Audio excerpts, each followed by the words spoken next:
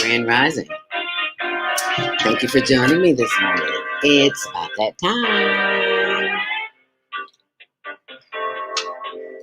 Actually, just 1 minute. We'll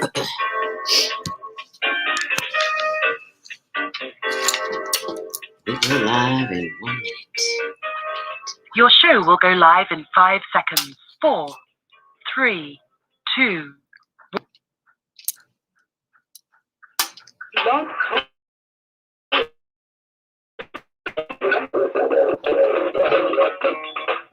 Women have the power to transform this world. We can end crime and violence. All agree in one thing. Share. Let's share our wisdom, share our time, share our talent, share our finances, but most of all, let's share our love. This is the Female Solution. Join me, Naima Latif, every morning, 7 a.m. to 9 a.m. Central Standard Time, as we bring you stimulating discussions about the issues affecting our lives.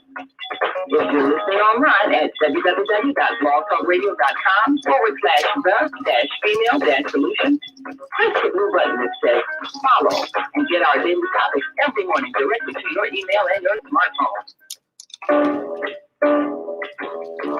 Hi, I'm Naima Latif, Executive Producer of the Female Solution Radio Show.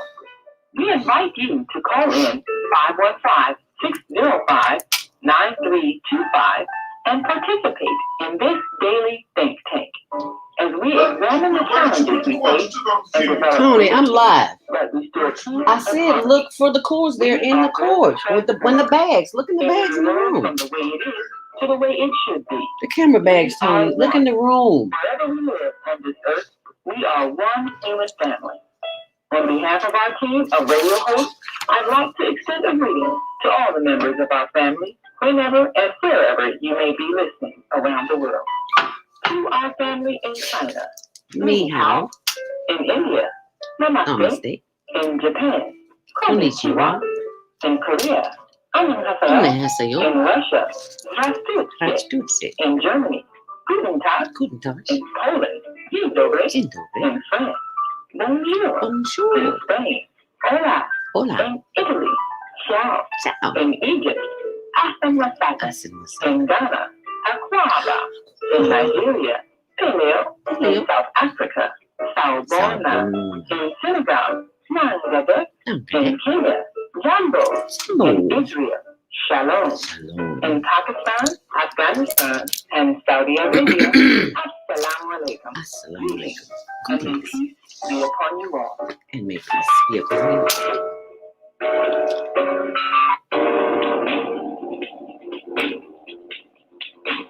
Monday morning, I struggle to get out of bed into the swing of things. Don't worry, you are not alone. Join us for thought-provoking, stimulating, and mindful conversations on higher mornings with ZeldaSpeaks. For Monday morning mindfulness sessions on Blog Talk Radio. Mondays, 7:30 until 9 a.m. Be sure to send your ideas, thoughts, comments, and suggestions. Also, if you'd like to be a guest on the show, visit ZeldaSpeaks.com and send us your info. We'd love to have you. Experience mindfulness moments with your mindfulness/stress coach, ZeldaSpeaks. And thanks for sharing the mindfulness moments with us today. Stay on purpose, stay empowered. Stay tuned to the next session of mindfulness on higher learning with ZeldaSpeaks. Make it a mindful day. Thanks for listening.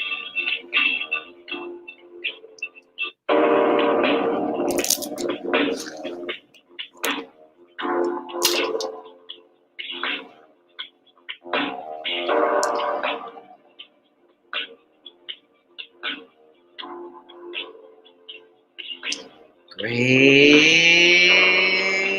Rising.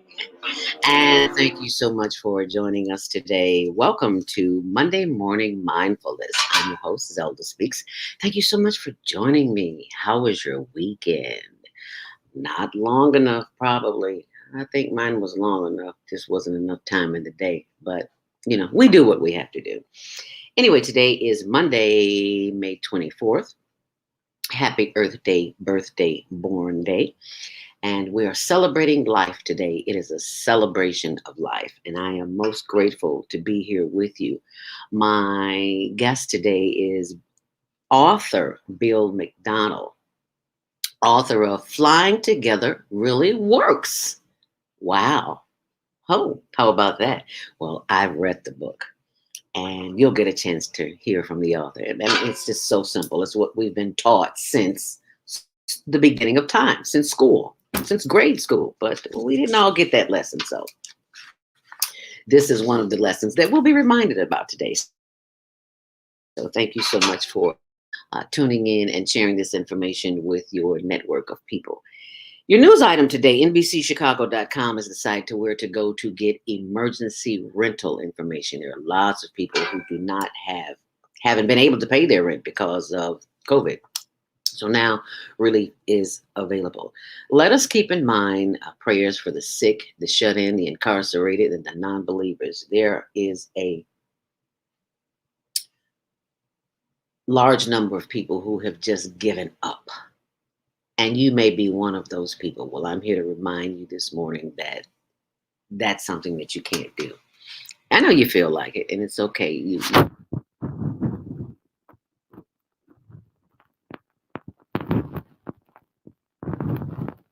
Scripture tells us that too shall pass. So just keep in mind that you are not alone, even though you may feel alone. You're not alone. Also,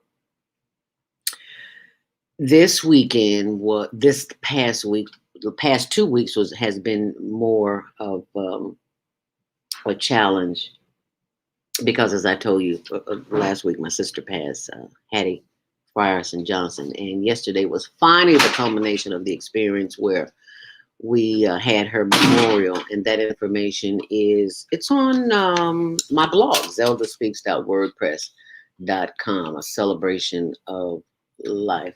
Did I say that right? Yeah, ZeldaSpeaks.wordpress.com.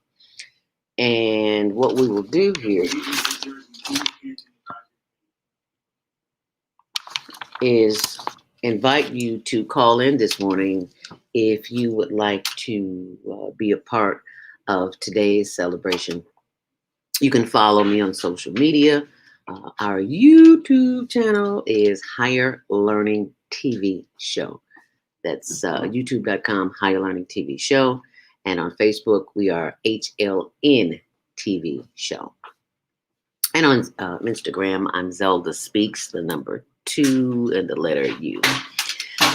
On Pixely, the new social media site by the Women's Media Group, it's Pixely, Pixeoly, Pixely.com. So be sure and sign up for that. And if you are a person who is tired of eating processed foods and you want to grow your own and you live in an apartment like I do, it's never too late. You can do that. So check out zeldarobinson.towergarden.com. And while you're on the internet, go to diabeticdonut.com. I reverse type 2 diabetes. If I can do it, anybody can do it. And there's a free ebook that I made for you on diabeticdonut.com. So go there and download it. It's absolutely free of charge. Don't want nothing from you. Excuse me. Ooh. As we take a look at the weather, traffic, and weather update today, right now it's in the 70s already, and it's 7 o'clock in Chicago. So you know it's going to be a hot one, and I am most grateful for that. 80s later on today. How about that? It will be scattered showers today. You might want to take an umbrella with you and a little jacket if you can. That would be nice. Today's traffic and weather is sponsored by Karen Kelly of itex.com.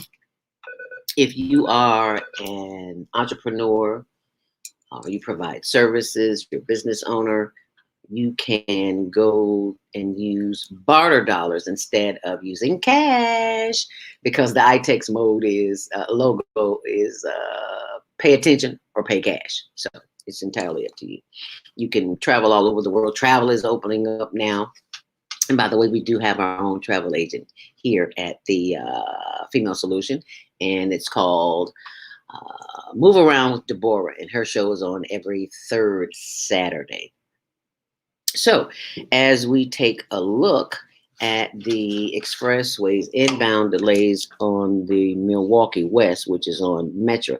No reported delays on CTA. Right now on the Kennedy, inbound on the Kennedy, it is 32, 22 on the reverse. At North Avenue, it's hitting the brakes as it usually is, so expect delays there. Inbounds on the Edens from Lake Cook to the Junction is 25 minutes inbound, 20 on the reverse. Inbound on the Eisenhower, it's 29. Outbound, it's 22. As we take a look at the Stevenson inbound at First Avenue, there's a crash, so expect delays, 29 and 20 on the reverse. Also at North Avenue and north of Austin and Laramie, there's some delays there. On the day in rain, inbound to the outbound Ike, due to that earlier crash, there's a few stalls there. Tapping the brakes, 15 in and 13 out. On the Bishop Ford, 11 in and 12 out. And Lakeshore Drive, 10 in and 9 minutes out. And you know what that means. Traffic and weather sponsored by Karen Kelly of itex.com. That's itex.com. Be sure when you go there that you use the promo code ZELDA, Zelda, which is giving thanks to the ancestors. That's Richard Pegee, the man who came before me. We used to work at Gospel Radio 1390 together. He would always say Zelda, because nobody could ever get my name. They'd say Zelma, Zella, so he put the D on it, Zelda. Okay, so anyway, always giving thanks to the ancestors, because if there were no ancestors, we would not be here. So we are standing on their shoulders, and we are always giving thanks. Today is March 24th, but I am going to read from May 25th. I'm reading from Inspirational Conversations, 365 Days of Empowerment with Shalomith, aka ZeldaSpeaks. And it says, belated gospel singer Walter Hawkins wrote a song entitled Be Grateful, which was my introduction to my radio show on Gospel Radio 1390 in Chicago. So whenever I hear that song, I am reminded that I have something to be grateful for. Gospel singer Edna Tatum wrote a song called Praise God that I played to close out my radio show. It's a favorite song among the young and the old. I am most grateful, and I praise God that I was blessed to have the opportunity to be a blessing to all of those who listened to the music that I played, even if it was programmed. I thank you, all my readers and listeners over the years, for making my job so much fun. You are my inspiration. I hope you enjoyed reading these conversations as much as I enjoy writing them. And if you do, please let me know. I'd love to hear from you. Inspirational Conversations with Shalomith Israel, aka ZeldaSpeaks, available at ZeldaSpeaks.com, and proceeds benefit the Global Virtual Teen Talent Contest, which we just had this past Saturday. It's every fourth Saturday of the month, where teens from all over the world, all over the globe, can send in their 1-minute video demo via YouTube. Got to send it to YouTube channel. 1 minute introducing yourself. You can send a separate audition if you like to introduce yourself, and then 1 minute of your performance. So send that in to hlntvshow@gmail.com, and you can enter the contest. So be sure and share that with the young people in your life. So thank you so very much for that. We greatly appreciate that. Excuse me.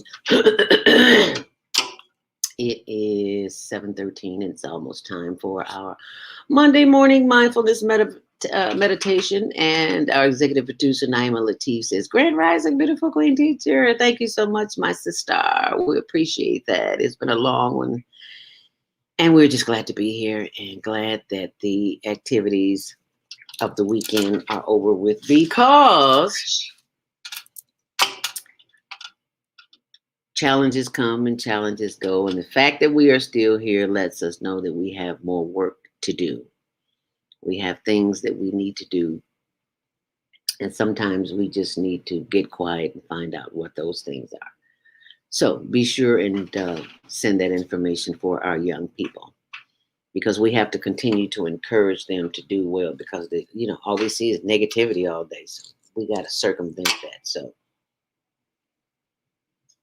children, youth, young adults, 13 to 19, even though this weekend we had preteens, they were like 12 years old. They were so talented. They were phenomenal.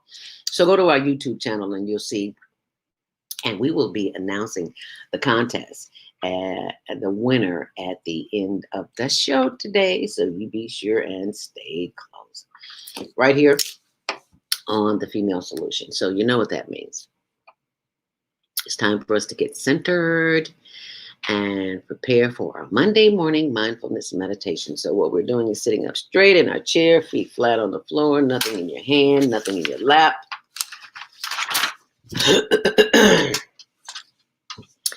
And we will simply begin the process of breathing in and breathing out. Inhale deeply. Hold it. And exhale. That's all we're doing, is just simply breathing. And you will notice an immediate effect on how your body feels. I know it just feels so good to just stop and take some me time and breathe in and breathe out. So if you'd like to join me, this is the part of the show where we release and de-stress. So close your eyes and inhale through the nose to the count of 5. Hold it and exhale. So let us begin. Inhale deeply. Nothing in your hands, nothing in your lap, feet flat on the floor, sitting up straight. Okay. All right. Inhale deeply. Close your eyes. Hold it. And exhale. Oh, doesn't that feel good? Once more. Inhale deeply. Hold it. And exhale. One more time. Inhale deeply. Hold it. And exhale. And just be with that breath in this moment, right here, right now, giving thanks for the power of the breath. Because someone somewhere is not as fortunate as you. They cannot breathe on their own. And look at you, breathing all by yourself. Yeah, we take it for granted. So let's inhale again. Inhale deeply. And exhale. And it doesn't matter if we keep up together. What's important is that we breathe. Inhale deeply. And exhale. Now, as you remember to breathe in and breathe out, taking long, deep breaths, your mind has a tendency to wander. And that's okay, because that's what the mind does. But breathing helps us gain control of the runaway train in our brain. As we breathe in and as we breathe out. Once more, breathe in and breathe out. Now, when those thoughts come to you about your to-do list, all the things you got to do today, just remind yourself that you are simply thinking, and say that out loud. Thinking, and inhale deeply. Sending the focus back on the breath. The chest. As you breathe in, it should inflate. And as you breathe out, it should deflate.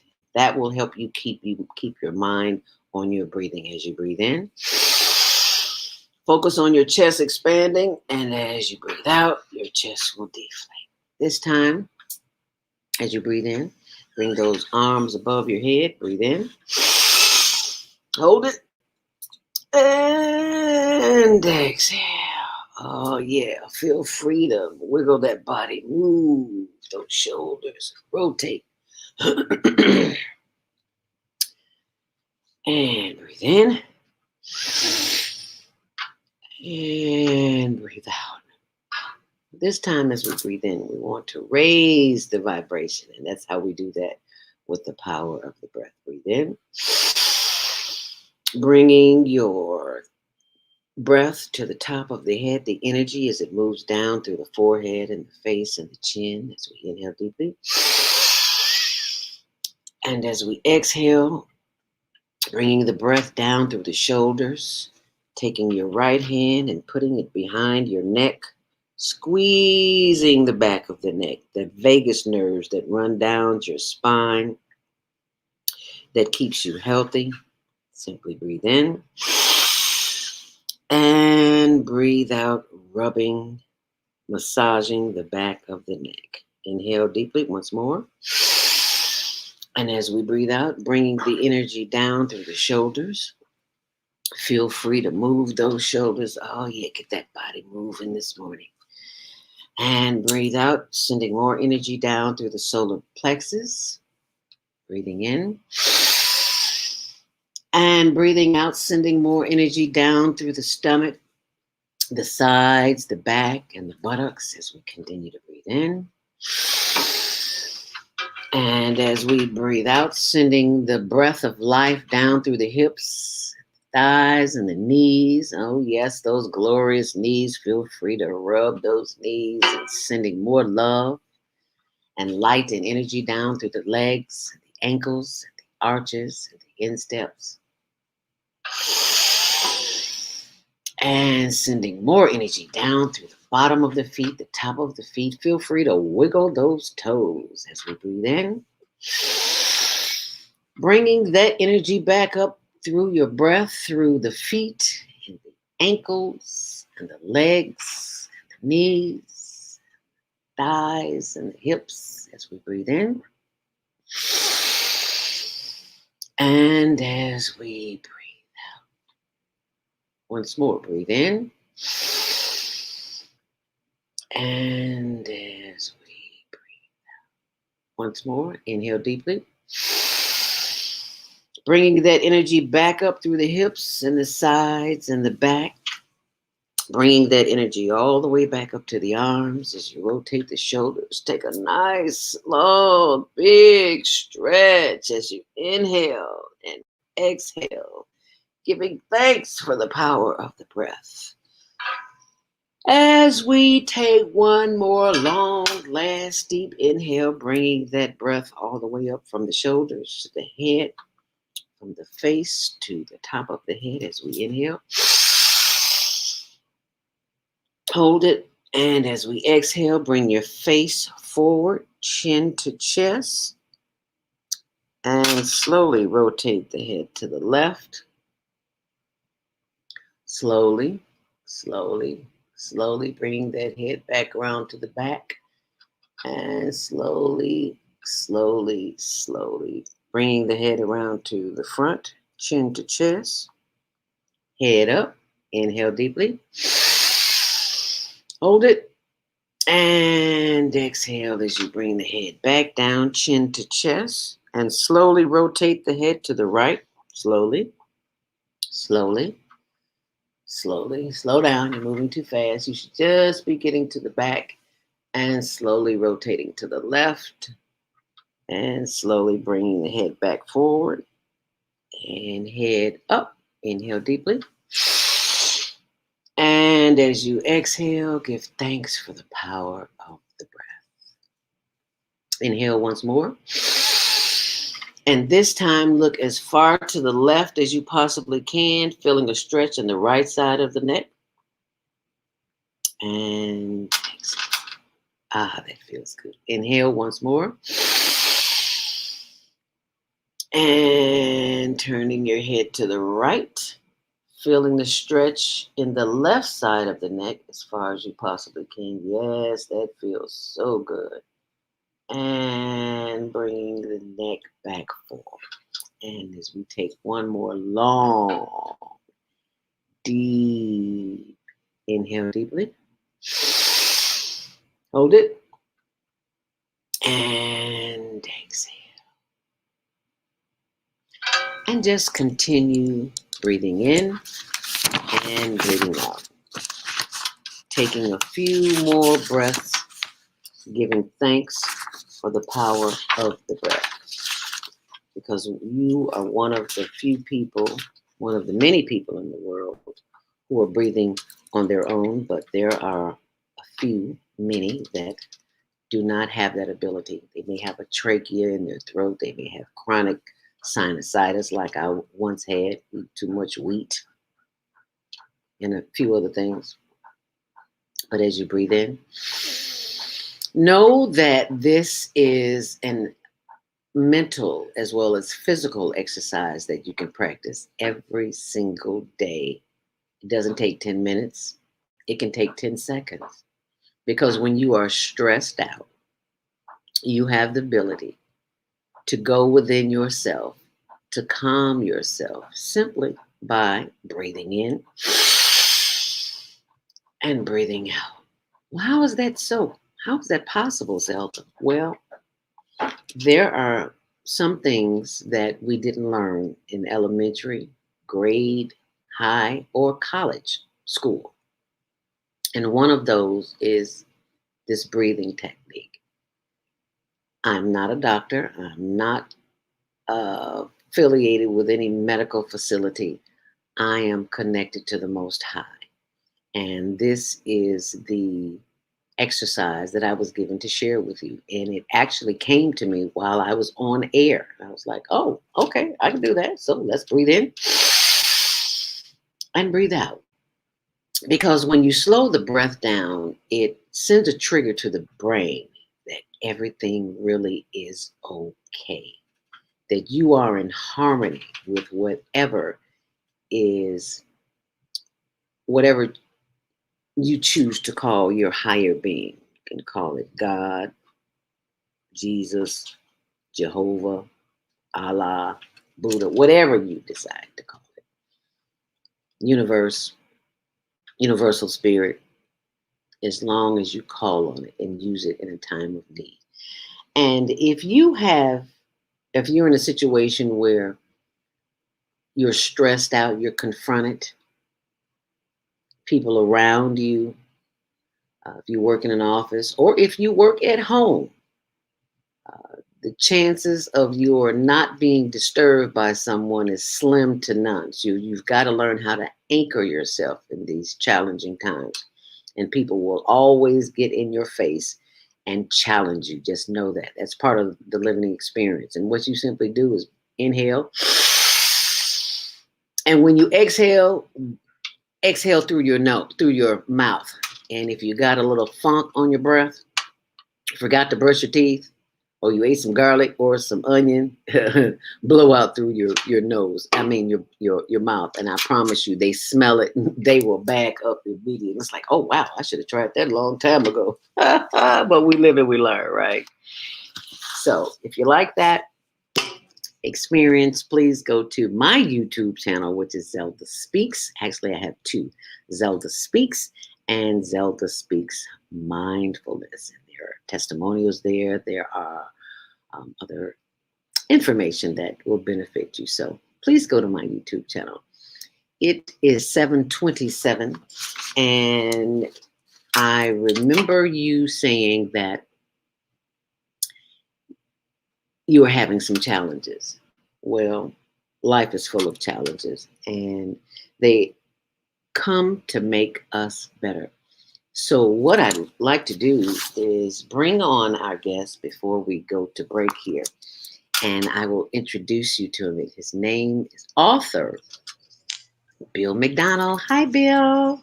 Hi, thanks for having me. Thank you so much for being a guest here on the Female Solution this morning. It's a little dark in there. You got a window behind you. So maybe if you close the window, we could see you better, or turn on some light. Yeah.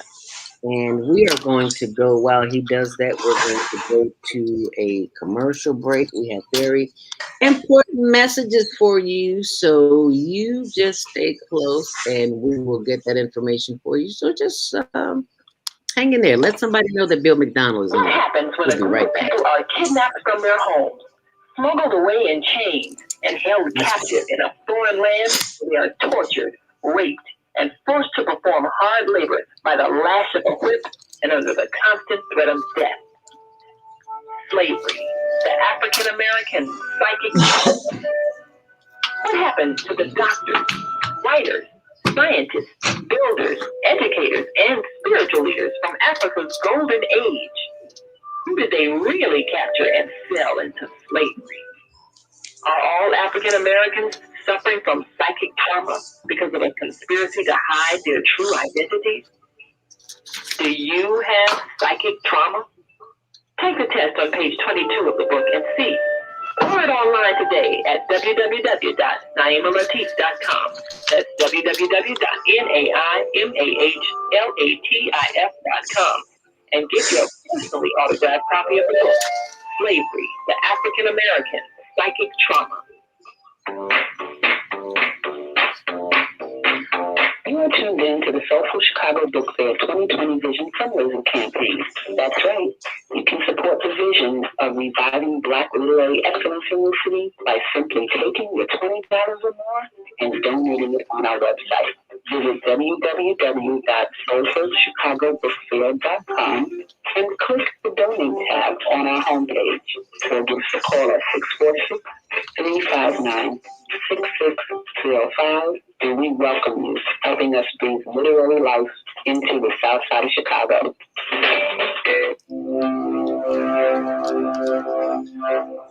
Do you want to live in a world without war? Join our global peace movement. Helping culture, world peace, and restoration of life transcend culture, religion, ideology, and other boundaries to achieve peaceful harmony in the global society. HWPL is committed to bringing world peace and cessation of war to the peaceful dialogue between religious groups. I am Director of HWPL Chicago branch of North America. Join us for our next gathering. Call 773-580-1501 and be a part of the movement for world peace. Email us at chicagohwpl@gmail.com. Everything you need, what your body needs, is found in nature. So Susan Essentials doesn't do it any other way. Susan Essentials provides your employees and individuals access to over 20,000 nutritional products, and they are shipped direct to your door. Because Susan Essentials is certified in plant-based healing, we're committed to offer you the best nutritional supplements on the planet. They're non-GMO and sustainably produced, and we take the guesswork out for you.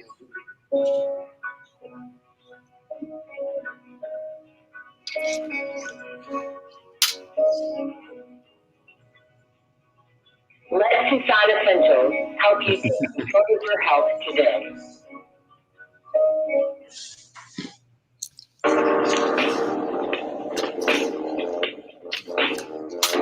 Grand Rising, and thank you for joining us back here on the Female Solution. Welcome to Monday Morning Mindfulness.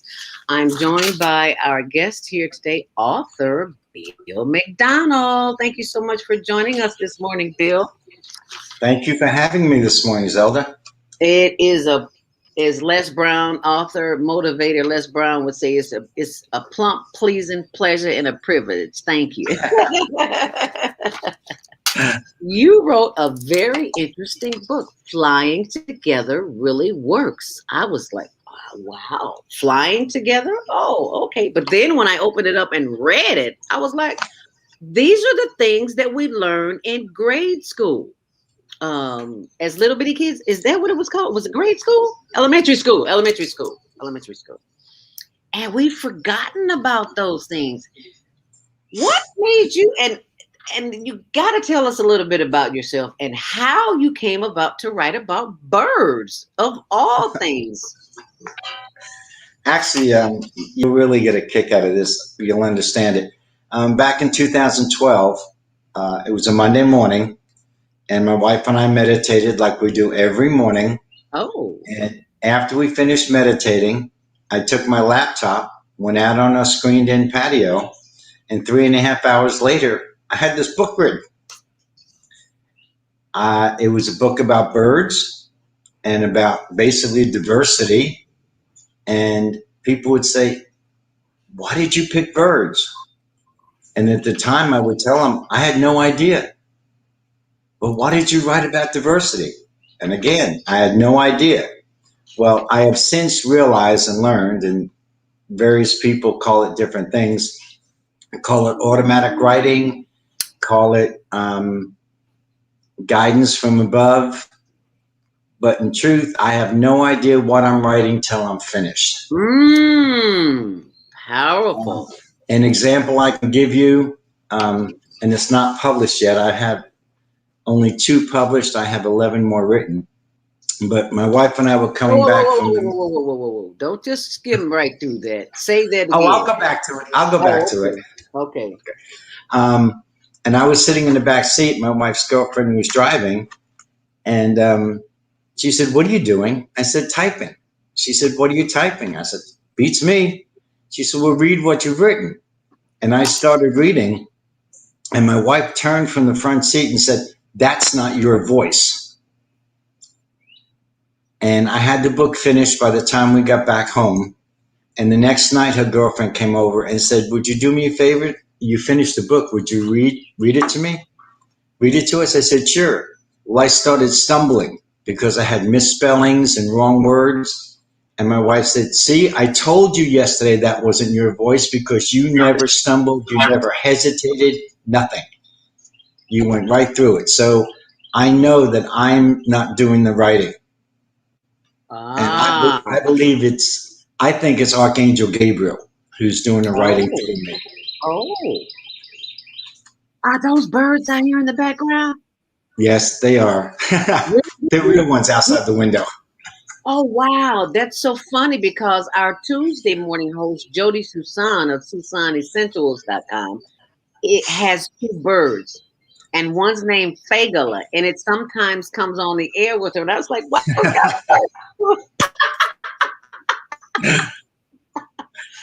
I don't ignore them. When I hear them, I acknowledge them now because I know they're speaking to us. Right. Do you find that to be true as well? I'm sure you do. Oh, yes. In fact, we have a bird feeder in the backyard. And as you know from the book, the main character is called Peanut. It's a cardinal. Okay. And every morning to the bird feeder comes the red cardinal, but I've now named him Peanut. How'd you come up with that name? Again, that's what they told me when I wrote. Okay. You know, you listened. You are being a vessel. Yes. That's exactly it. And like I said, two of the books are published. 11 more written, but not published yet. Okay. And are any of those available in ebook form? Yes, the 2 that I've published are. Okay. And Amazon or Barnes and Noble .com or BalboaPress.com. And I commend you on doing ebooks because, you know, Bill, we grew up in a time where a big, fat, thick book was the norm. And it's like now we've moved to a point in our lives where, you know, you can download it as a PDF or read it on your Kindle. Don't you find that amazing? Yeah, I do. But it's funny because, and I've sold books to kids in the neighborhood, you know, to their parents and so on, and they love looking at the illustrations and things like that. So I think for kids, they still like to have that in front of them to look at the pictures and so forth better than on a Kindle or something like that. Okay. Yeah, well, I'm old school. I prefer a book, but I will. So do I. Yeah. You know, we're in the area of life where we need to touch it and feel it in order to experience it. You can't get that from a computer. Right. You I can't. agree with you. You can't get that kinetic connection that the eye and the body needs to experience. But this is a new generation. They experience things differently than we did. What was the most challenging part of writing this book?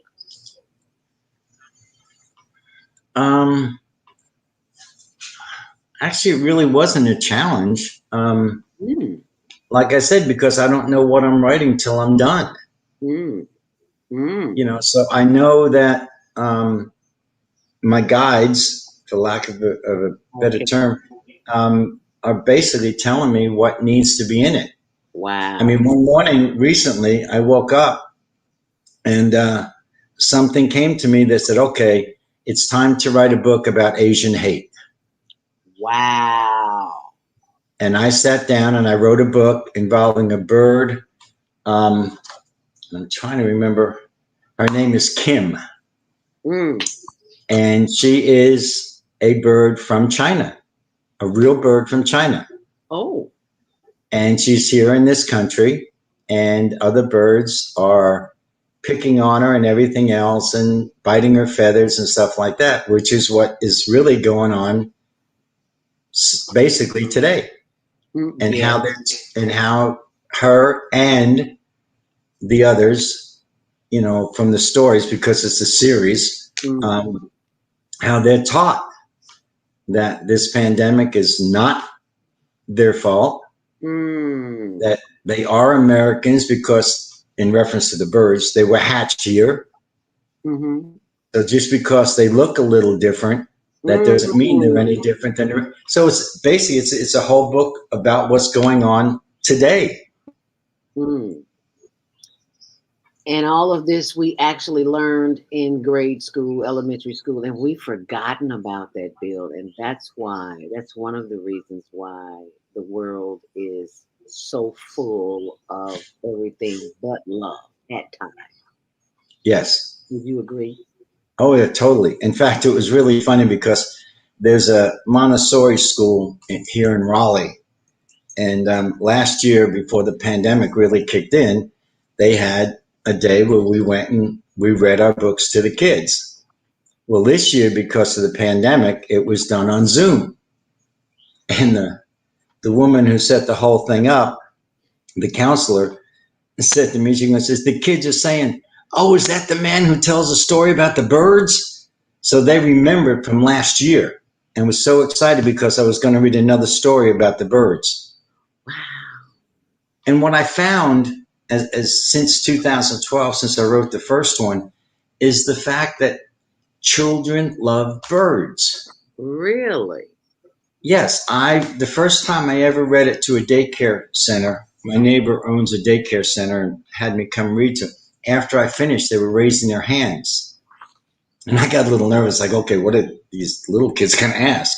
And one of them goes and says, oh, my grandma and grandpa has a bird feeder in the backyard, and the birds come and eat. And I said, well, what kind of birds are they? They said, I don't know, but some are black, some are brown, some are blue, some are red. They're all different colors. I said, oh, do they fight over the food? No, they all eat together. And then another kid goes and says, yeah, my parents, we have one in the backyard, and the squirrels even come. And I said, I bet you the squirrels chase the birds away. Oh, no, the squirrels are eating on the ground, and the birds are in the bird feeder. The kids are getting it, but they don't realize they're getting it. Oh. That it doesn't make any difference, the color of your feathers or the color of your skin. It's fine. Yes.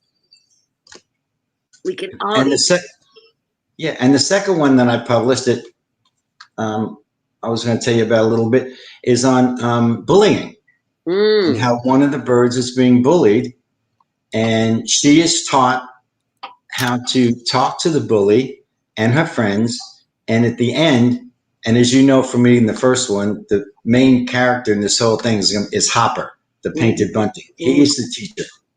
He teaches them that it's better to be friends than it is to bully. Yeah. And I use the painted bunting, or they told me to use the painted bunting instead of an owl, because a wise old owl is kind of cliche. Oh yeah. You know, so but a painted bunting who lives in a barn, you know, he ends up being the teacher throughout all these. Mm. And one of the things that's coming to me and has come to me is that as the stories go on, the birds are going to want to know, and there's more that are added as time goes on. Mm-hmm. There's an owl, there's a mockingbird, there's a woodpecker. So there's a number of different birds that are added. And eventually they're going to want to know, how does this Hopper guy know all this stuff? Mm. Well, very easily, because I don't want to turn parents off at the same time, Mm-hmm. is bring in spirituality. Mm. So that's how they're going to find out that this bird Hopper knows all this stuff. Is more kind of like a spiritual type thing, but I'm going to bring it in very, very slowly so I don't turn people off, if that makes sense. Yes, of course it makes sense, because we have a tendency as a people to get things a little confused.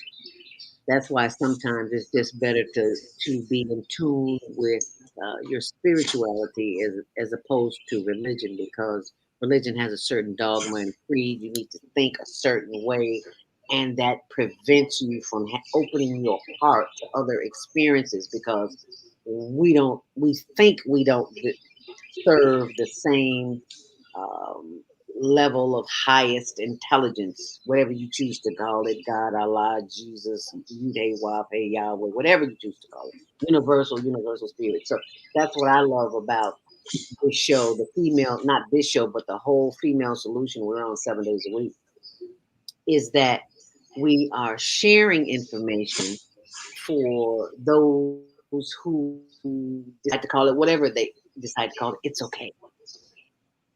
Whatever you decide to call it, it's okay. And we're not going to condemn you just like the birds, because your feathers are blue and mine are green. It just doesn't make sense. And if you sit and think about it, Bill, what you've done is taking it to the next level. Because when I first heard about Asian hate, I don't watch news. I don't watch a lot of news. But when I heard the story, I'm like, what is this Asian hate all about? I just didn't understand it.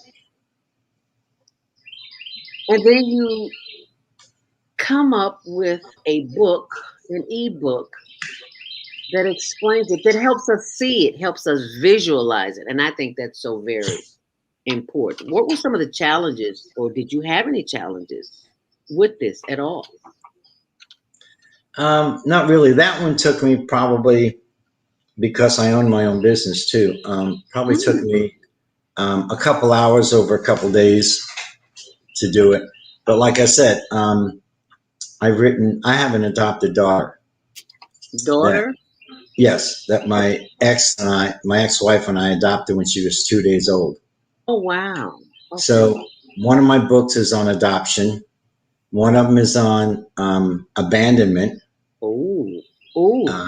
Death, divorce, abuse, Down syndrome, like I said, Asian hate, so many of them, deformities, you know, everything, Alzheimer's, I know. My wife said the same thing. She says, why did you write one on Alzheimer's? I said, how many children have grandparents, a grandmother or grandfather or aunt or uncle, who doesn't know who they are anymore? Oh, yeah. And all of a sudden she goes, wow, I never thought of it that way. Yeah. So, the whole thing is, there's stories, like I said, about birds, but the birds face issues and problems that our children are facing today. Oh.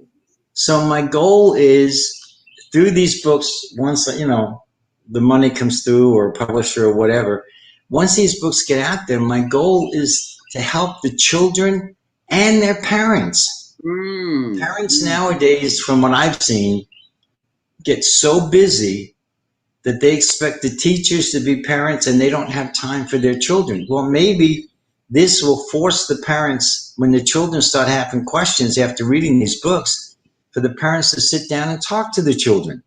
Have a conversation. Yeah, basically it's teaching the children through stories. And storytelling has become a lost art. I mean, it does exist. Yep. It does exist, but we could use a whole lot more. Because in those stories, like you say, you get the examples. It's an indirect way of telling us what we could be practicing that will benefit us and the next generation to follow. In fact, I had a neighbor. It was really funny. I sold the parents copies of the books, and one day the dad was out front with his son. He goes, "This is the gentleman who wrote the books that I've been reading to you at night." He goes, "Oh, he's the one who he wrote them just for me." But every night, his mom or dad had to read him one of the two books over and over and over again. He loved it so much. Really? Yeah, and he was 4. Wow. You know what? That's and that's so powerful because you are implanting a way of being in their subconscious, and they've already got it. They're so. Children today are so much more advanced than we were as children because it's like they get it. Oh yeah, quicker than the adults do. Some. That's the polite way of saying it. What was that? I said that's the polite way of saying it. That is truly amazing. It's like, okay, how come the kids get it so easily and we don't? Because they haven't been heavily ingrained with all of this that's going on in the world. They haven't been trained. They are still growing and learning and open and receptive, where in some points in our lives we've just shut down. Well, I think it's the way we were brought up. And I say this, and I'm not knocking anything. Please don't misunderstand me or your audience misunderstand me. But I was born and raised Catholic. I was too. Okay. And when I became an adult, it hit me. It's like, okay, in school, everything was, oh, don't do this because if you do this, God's going to hate you. He's not going to like you. He's going to punish you. And then all of a sudden, Vatican II comes along, and literally at the snap of a finger overnight, everything is God loves this, God loves that. It went from hate to love. It's like, okay, there's something more to this than what we're being, lack of a better term, indoctrinated with. Exactly. That's the exact word to use. Yes, sir. You know, and I realized that, you know, a lot of times, and I don't mean to be nasty, but I don't care what it is. People follow blindly. Yes, they do. So you can say that one again. Yeah. We listen to what they tell us. We don't take time to get quiet and do some deep breathing and listen to the birds outside our window as they are speaking to us all day long, but we're too busy running here and there and making money and doing, taking care of the family and doing everything we need to do. We forget. We know, but we just forget. Yeah. So it's funny because when we moved about 1.5 years, almost 2 years ago, and at our old house, we had a woodpecker that didn't peck on the trees, but did all this pecking on our gutter. And you know what that sounds like when you get a woodpecker pecking on tin? Wow. Not a nice thing, I would imagine. So my wife goes and said to me one day, she goes, Bill, he's telling you something. So one of my books has a woodpecker in it that is pecking on a gutter in a house. and that's the one that's dealing with abuse. And Oh. we now have a woodpecker over here that we have trees just on the other side of our yard, and the woodpecker pecks on the trees, and it's like, okay, you did what I wanted you to do. Wow. So yeah, I think the birds are talking to me too. They're always talking. The question is, are you listening? And I want to thank you for having those little birds in the background this morning, because they just stopped. Yeah. When you are in tune, you have a tendency to hear things that everyone else may not hear. True. Because you've listened in the quiet. Because that's where all the answers are. Like you said, it just came through you. You didn't even have to. You didn't need a format. You just picked up. Are you typing or you're writing by pen and pencil? Oh no, I literally. It's funny because I went out and bought a Mac laptop, and that's the only thing on my Mac, on my books. Really? Yeah. In fact, I even have an 8-chapter young adult book, and again, it's not published, but it's on bullying. And the thing is that this girl is having a dream about this bird being bullied all the time. Oh. Which is actually the book on bullying. Oh. Okay. But in real life, she's being bullied during the day at school and by her mom.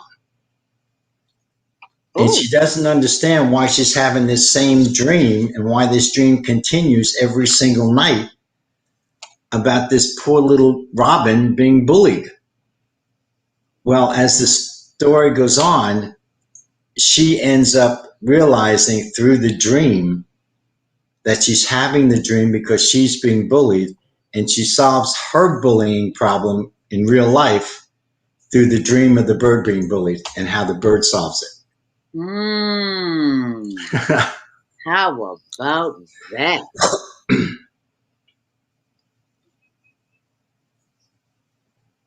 How is it that birds are, what's the word I'm looking for? Like little messengers, I'd like to say. They're little messengers. And the messages that they give us through their sounds, the knocking and the chirping, how is it that we as humans, why is it that we have such difficulties paying attention? Why do you think that is? My personal opinion, I say we in general, are too busy doing other things. We have to be someplace or do something 10 minutes before we started, but it's got to be done 10 minutes ago. Yeah. Yeah. I mean, come on. When you and I grew up, hey, we had a telephone in the house. Right. I still have. And you went outside and you played with your friends. And when you got home, you would talk to your grandparents on the phone or something like that. Now you're driving down the street on the telephone. It's so important. And everything is so important. Everything, everywhere. Yeah. Like, what did people do before cell phones? Right. We talk to each other. Right. And besides that, here's a funny way. It's funny, but it's not funny. I actually saw this one day driving down the street near here. Here's a woman on her cell phone eating a sandwich, driving down the street. She had to have been driving with her knees. Oh, stop. Are you serious? Yeah. And actually, I sped up to get away from her. I know you did. I know you did, because she was an accident waiting to happen. I mean, it's ridiculous. Is it that important nowadays? Sometimes you see on social media, so how many people remember when you had to wait till 7 o'clock when the prices went down? Not anymore. They're not going down. And that might be the problem. So that's why, to me, it's important to get these kind of books out to the children. And right now, the two that I've published are in soft cover, and I can't put them into the libraries or into the schools here because of that soft cover, they'll get torn up in no time. Oh, wow. That's the only reason, because they'll get torn up. So that's another part. It's another one of my goals is to do it, to get them in hardcover, so I can put them in the libraries, into the schools. Well, I'm not. Go ahead. You do know that you can go to like a print on demand and do that yourself, right? You don't have to wait on a publisher. Right. I know that. Good. Yeah. So I'm not totally waiting on a publisher, but at the same time, and I'm not out to become a millionaire or to make a whole bunch of money. My goal is to get the word out to these kids and these families. And to make a difference. Yes. And that the kids, when they grow up and become teenagers and adults and parents themselves, say, I remember when, like we do. Yeah. When things were. Yeah. Or, I had this book that I want to read to my daughter or my son.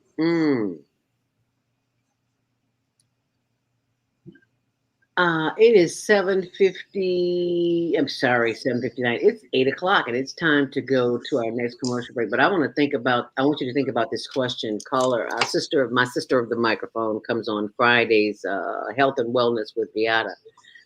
She comes on and she says, how long have Bill and his wife been meditating together, and how does it affect your writing? So I want you to think about that as we go to the commercial break. And when we come back, you can answer that. So stay close.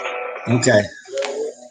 About finances, family, health, job, relationships.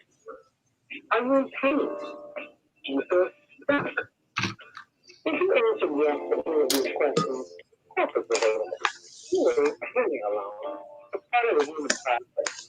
You only feel this way because you haven't mastered the voices in your head. No hype, just down to earth, solid, workable tools and techniques that you can practice daily. It's really food for the soul. Really, you want to learn how not to worry about anything.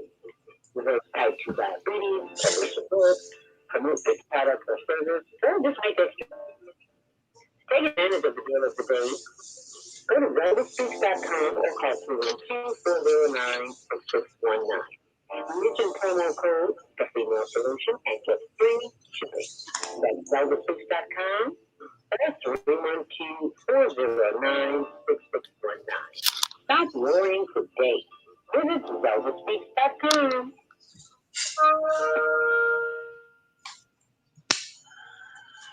I'm Beata, your holistic life coach. These days, it's more important than ever to work on your physical, mental, emotional, and spiritual health. Are you consciously breathing deeply in stressful moments? Do you have a plan or daily routine to maintain balance in your awesome body? Are you struggling to be disciplined in your eating habits? When you partner with me, I'll help you develop a personalized health plan that works for your particular lifestyle. You can find out more about me at yourholisticlifecoach.com, where you can also review my 3-step protocol to guide you to abundant health.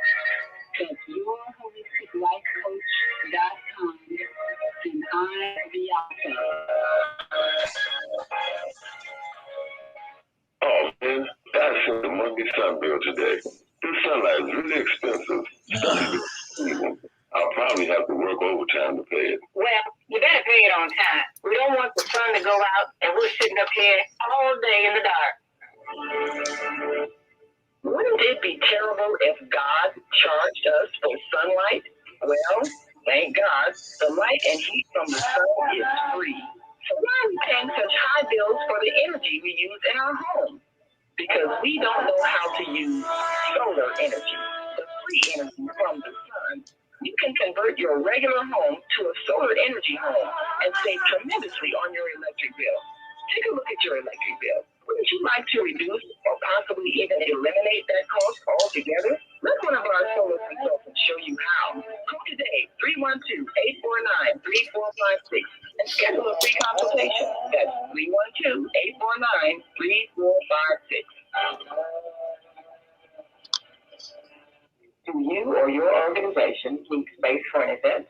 Call the Chloe Event Center at 2423 East 75th Street in Chicago for your parties, banquets, award ceremonies, repasses, concerts, and business seminars. Available 7 days a week. Now under new management.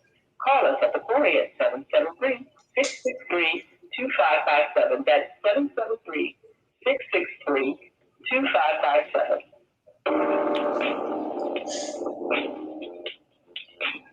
Monday morning or struggle to get out of bed into the swing of things?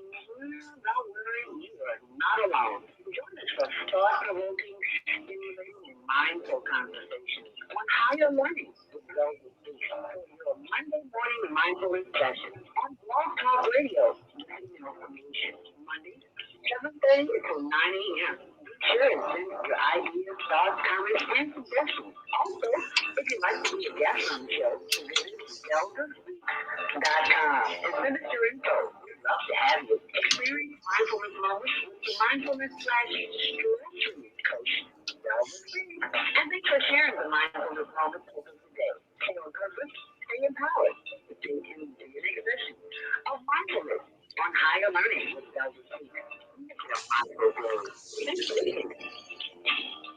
And thank you for joining us back here on The Female Solution. Welcome to Monday Morning Mindfulness. If you just tuned in, my guest today is author Bill McDonald. Flying together really works. And yes, it does. We have our sister of the microphone, Vieta Robinson, left us a question before we go to break. Oh, and kudos to our sister, Mary Shelton, who's also there here in North Carolina. For Mary Shelton, author of Silence Isn't Golden. She told me about a wonderful book of an author who you have just got to have on the show. And his name is Bill McDonald. And when she told me about the birds, I was like, oh, okay, let's see what that's about. I've never had anybody on talking about birds. So thank you, Mary Shelton, for for sending Bill's information. And before we went to break, Vieta Robinson, our Friday morning host and Sunday evening host, asked the question, how long have Bill and his wife been meditating together, and how does that affect your writing? Probably, and we don't meditate in the same room. She has her office that she meditates in with her little altar, and I have my own space to do it. Probably since I'd say around 2009 is when we started. Ruth Ann was very spiritual, a lot more than me, and she's taught me a lot. Oh. So she's also, she's a Reiki healer. She's a Reiki master. Really? And she's very psychic herself. And for those who don't know what Reiki is, please share that. Oh, Reiki is just a form of healing. Some Reiki masters have hands-on, others don't. And I'll tell you right now, it works. Like if you've got a portion of your body that's hurting, you can feel the energy in it. And just by putting your hands near that, you can work in such a way that you can break that energy that's causing it. So wow. She's a Reiki master in that. She's master. Yes. Does it affect my writing? Yes. There are times that I'll meditate, and when I get done, all of a sudden it'll come to me and say, you need to look at this book. You need to make some changes in this book or that book, or, you may want to look at possibly doing something like this. So that's why I have a little, it's like a notebook, if you want to call it that. Okay. That I got a pencil with it. And whenever something comes to me, I just jot something down in there. So you do go the old pen and paper way already.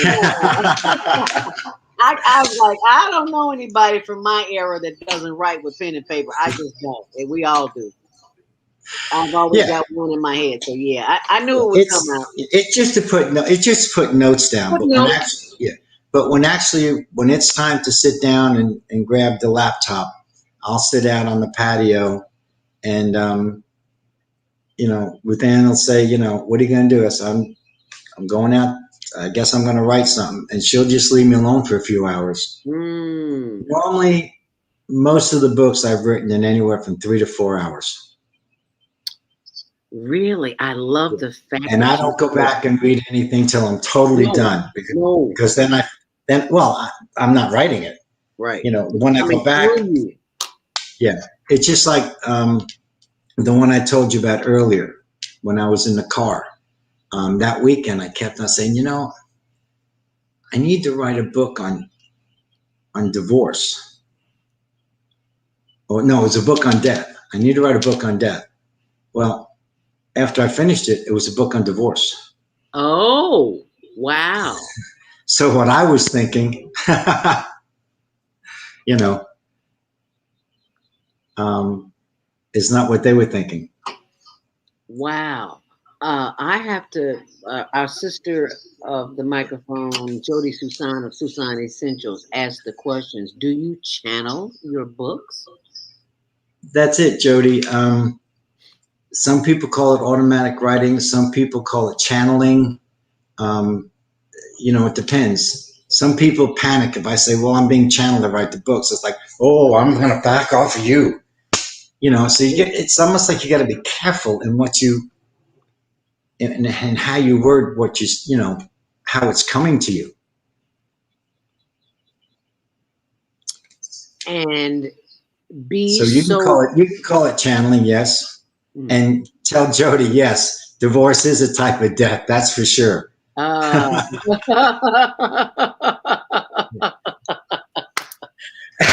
It's not always bad. No. It's time to you've learned something from that relationship. You grew from it, hopefully, and then you move on to the next lesson. Divorce is not always a bad thing, depending on your perception of it. It's like I heard years and years ago. People come into your life for 3 reasons: for a reason, a season, or life. 3 times. I like that. A season, a reason for life. Mm-hmm. Jody says, I channel to write as well, even my recipes. Really? You channel through your recipes, Jody? Wow. That's, yeah, because Jody has a recipe. Tell me what it is, Jody. I'm not your mama's best hot chocolate something or another. And I'm like, wow, okay. Not your mama's. Okay. That's very interesting. I like that. What Jody says. Oh wow. Yeah, I see that. It is good to leave. Is it? It is good to leave. Yeah, yeah. Sometimes you need to leave. Don't stay in a situation just because the divorce rates are up and you need to be married. No, you don't need to be married. You do need to leave. That lesson is come and gone. Zelda came into my life for life. Oh wow, thank you. But it's true because one time I was in the Air Force, and when I was divorcing my first wife, the base commander's wife said to me one day, she says, I heard you're getting divorced. And I said, yeah. She says, well, some people say that, you repeat the oath till death do us part. I said, yeah. She says, but what they don't understand is sometimes death is just a part of the relationship.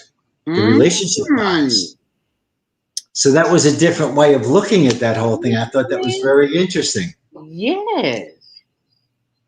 Repeat that again, Bill. Oh. Divorce? Divorce can be the death of a relationship. Yeah. When you say till death do us part, it's the death of the relationship.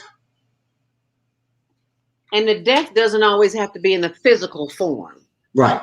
Which everybody automatically presumes or assumes, however you want to say it, that it is a physical death. And not necessarily. That's where the, season, reason, and life comes into it.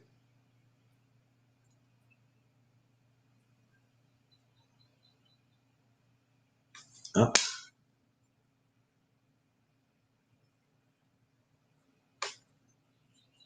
Did you freeze, Zelda?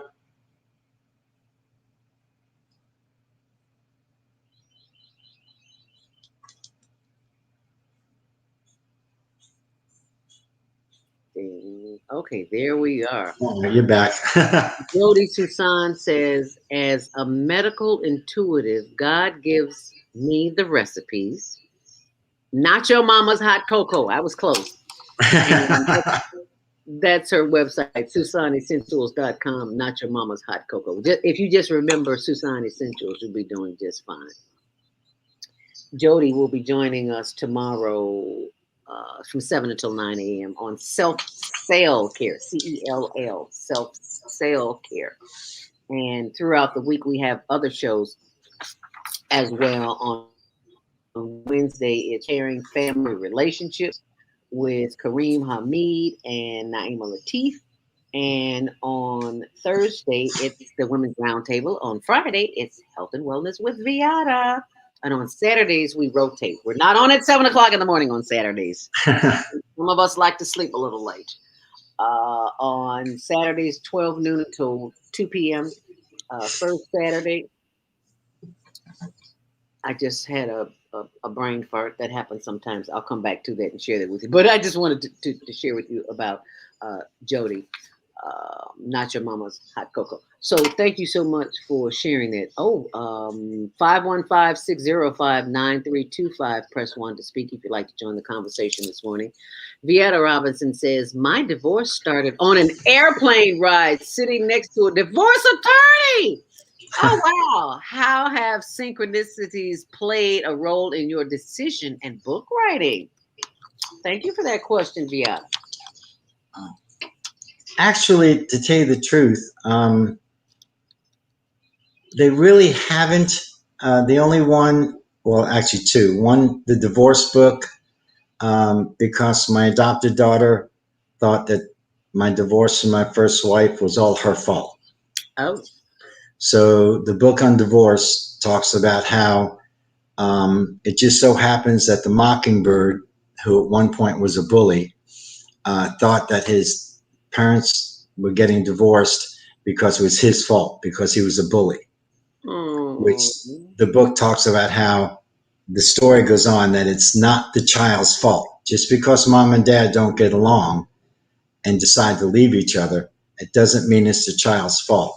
So in that case, that one and the one on adoption and abandonment, because of the fact that I have an adopted daughter.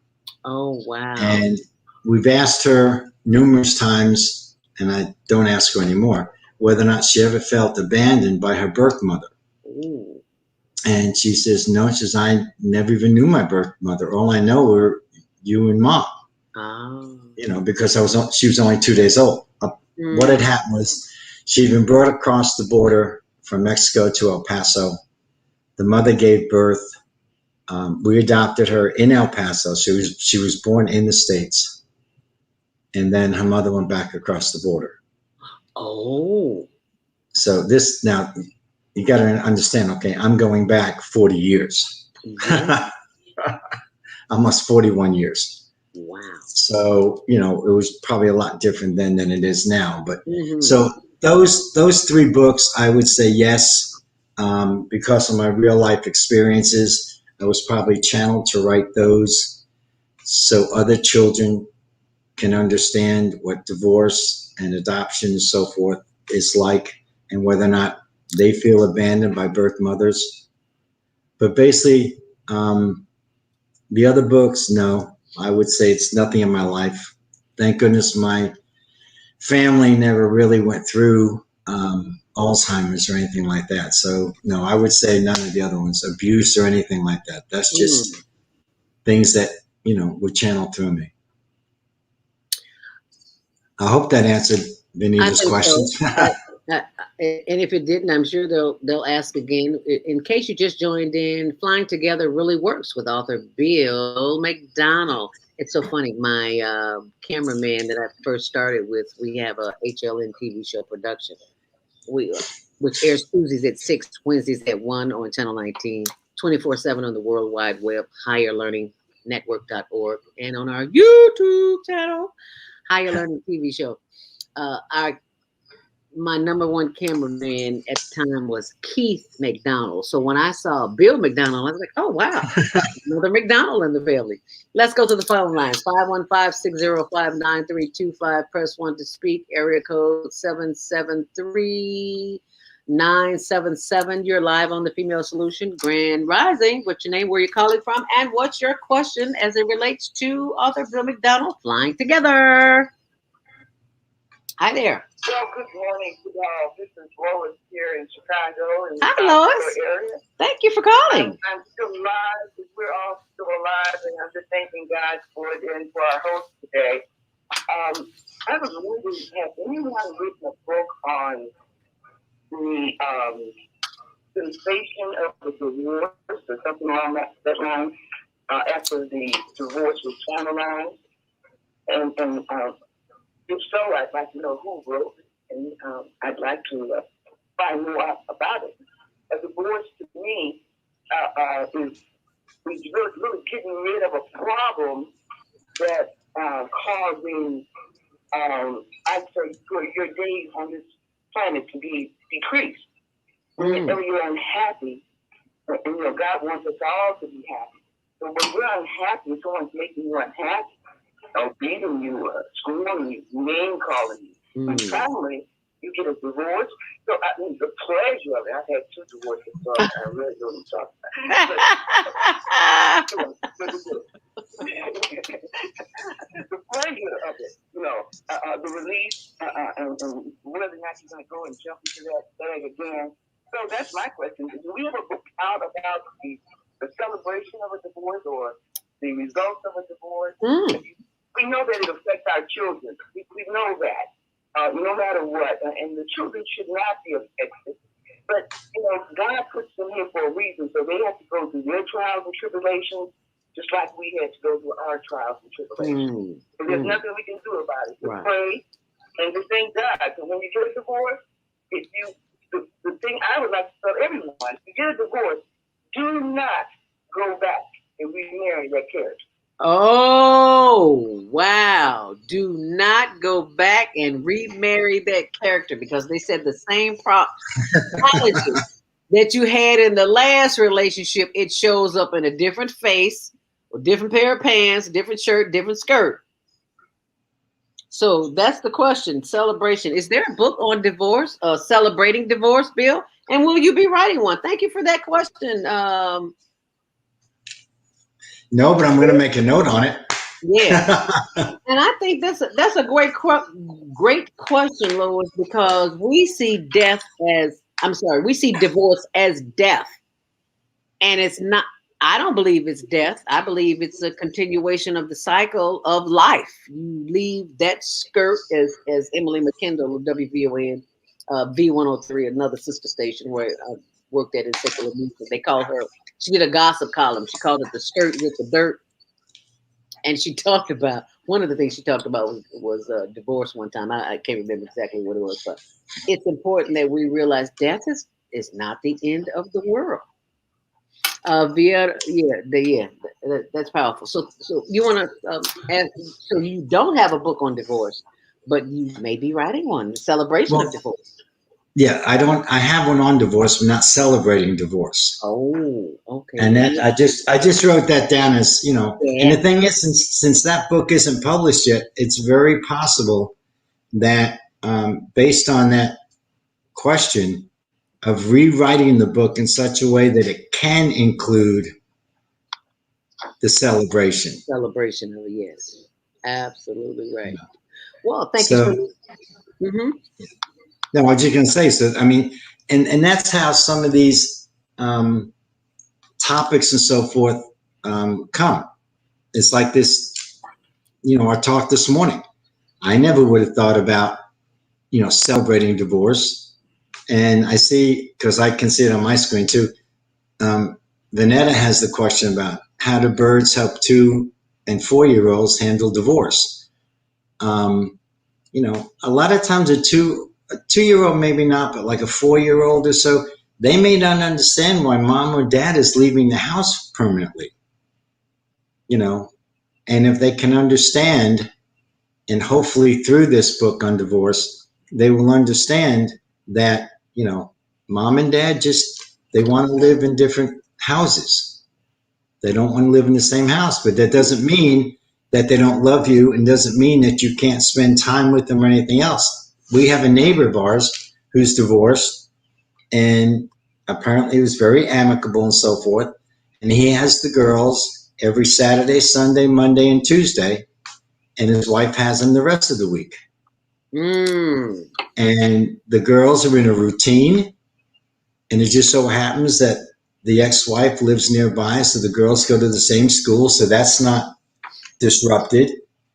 So yeah, it can be very amicable, and it can be celebrated, and it can be a good life even for the children. So that's something that, having this discussion this morning helps me when it comes to re-looking at the books. It's like somebody had asked a question earlier about the meditations. Sometimes after meditation, I'll get this thought, gut feeling, whatever you want to call it, which are my guides talking to me, saying, okay, you need to go back and look at this book. Well, this morning has got me now wanting to go back and look at the book on divorce. And modify it if need be. And they'll tell me what needs to be changed in it. Wow. You are so in tune to realize that all you have to do is listen. And I love that about writers, because not all writers, they have access to it, but they don't, if that makes sense. They have it, but they're not utilized. I'll put it like that. And the fact that you are still long enough and quiet long enough. Well, like when you said you took your MacBook and you went and sat on the patio out in the sun for a couple of hours. It's just you and nature. And that's what I love about nature. The whole world just opens up. That's an experience that I've been sharing lately. I went to Florida on a sister's retreat. And, it's always cold here in Chicago. And I got out there and I had just had an experience in nature. And so I guess that's why that experience that I had in Florida with the trees and all of the birds and the water, and it's like, oh my goodness, I'm in heaven right here on earth. But let me come back down to earth and take another call. 515-605-9325. Press 1 to speak. 847-738. You're live on the Female Solution. Grand Rising. What's your name? Where are you calling from? Good morning. Good morning. Who's this? Jody. Hi, Jody. I didn't recognize your number. Thank you so much for calling this morning. That's Jody Susan of Susan Essentials. Go ahead. Well, I just think it's really interesting. I've never met anybody else who just handles their books from God. So I'd like to hear from Bill. How did that happen? Like, what did that journey look like when you started channeling the information from God? Or from spirit guides, let's be from there. Did you hear a question, Bill? She broke up a little bit. Could you? How did that experience start for you? The channeling, the words, being a vessel, writing that book. How did that experience begin? It was like I said earlier, and I don't know if Jody heard it or not. June of 2012. I know it was a Monday morning when I finished meditating. I took my laptop, went outside, and started typing. And I wasn't paying any attention to what I was typing. I wasn't making sure that dot periods were on there or not. I wasn't even reading what I was typing. I was just typing. I had no clue. What prompted you to do that, though? Just, I don't know. Like I said, I didn't get any kind of message in meditation. If I did, it was subconscious. They didn't tell me to go out and do it. Something basically just said, go on outside. So I did. And like I said, I had no idea. And even when I finished, my wife goes and says, what were you doing? I said, well, apparently I wrote this book about these three birds who weren't allowed to play together because one was a robin, one was a cardinal, and one was a blue jay. and their parents wouldn't let them play together because they were different colors. Mm. And she said, "Where did that come from?" I said, "Your guess is as good as mine." I mean, really, I had at that point in time, because it was everything, the spirituality and everything was so new to me because I gained all this through my wife, Ruth Ann, that at the time I had no clue whatsoever. Mm. So, Jody, I'm sorry I can't come out with a better answer, but I don't know. It just happened. Well, so that's a great answer because that's how it happened for me. I just wasn't sure if it was different on your side. You know, for me, because I'll be cooking and I'm just called to bring in a specific spice that makes the cruciferous vegetable be healthier for the human body, so it becomes, so it can fight cancer like that. So, and then I write these recipes. It's just that fast. Mm. Various people get messages in various ways. Some people see things. Some people actually can hear their guides talking to them. I just something, and I don't hear any voices or any special thing. It's like, okay, you know something? I'm going to go outside and sit down and write.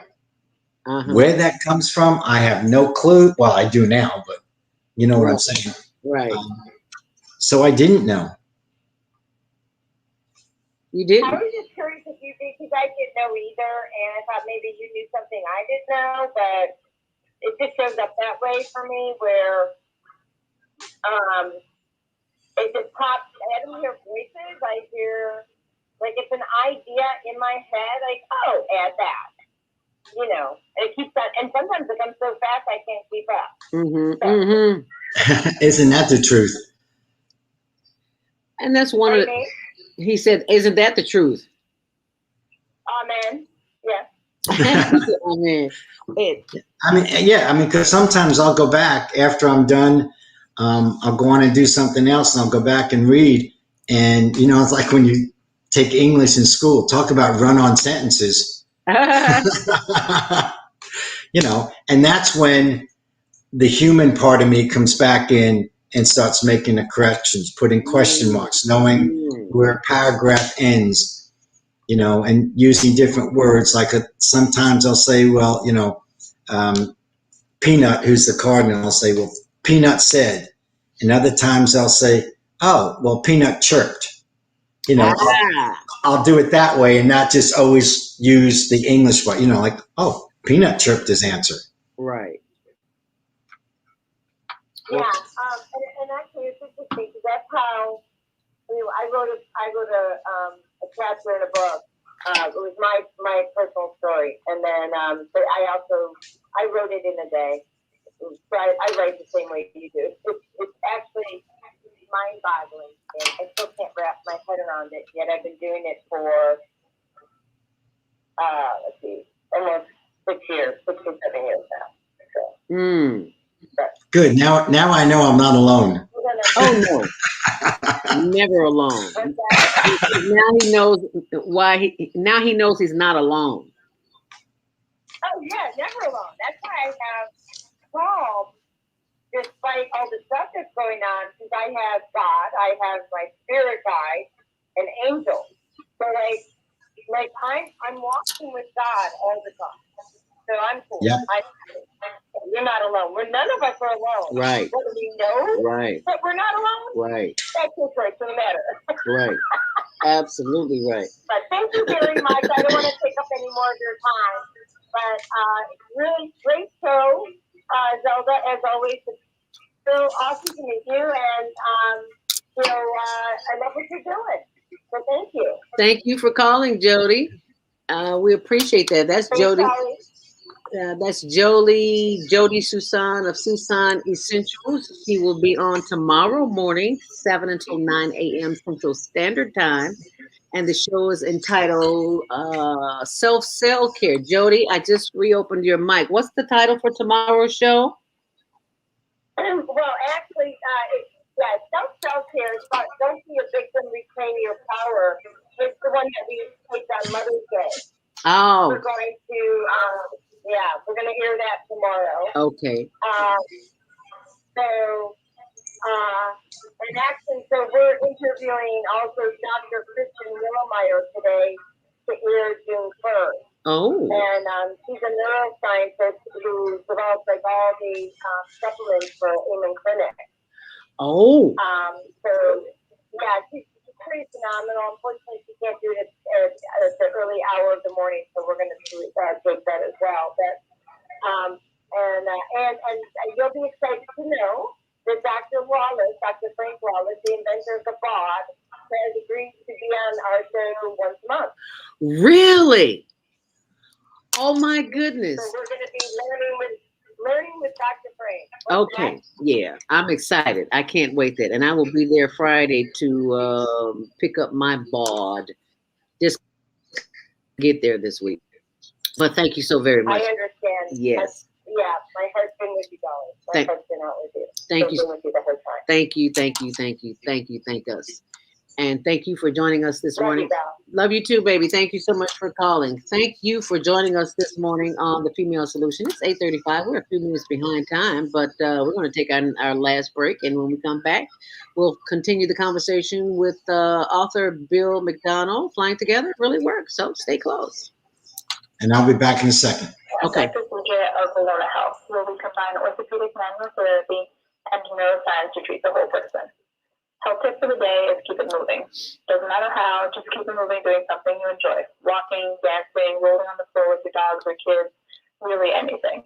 The body clears movement to keep the bones, joints, and muscles happy. Even our mental health and internal organs and digestive system rely on our movement. Thanks for being a part of the Higher Learning Network on The Female Solution.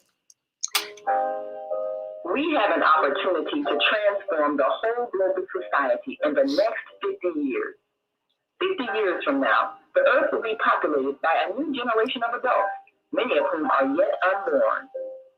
Our mission is to nurture them in childhood with love, guidance, and protection, and to raise them in healthy, happy families. If we impart values of compassion, generosity, and respect for fellow human beings in the next generation of children, they will create a world where people can live together in peace. This is our goal. Be a part of the transformation. Get your copy of the book, The Female Solution. Go to www.naimalatif.com. That's www.naimalatif.com.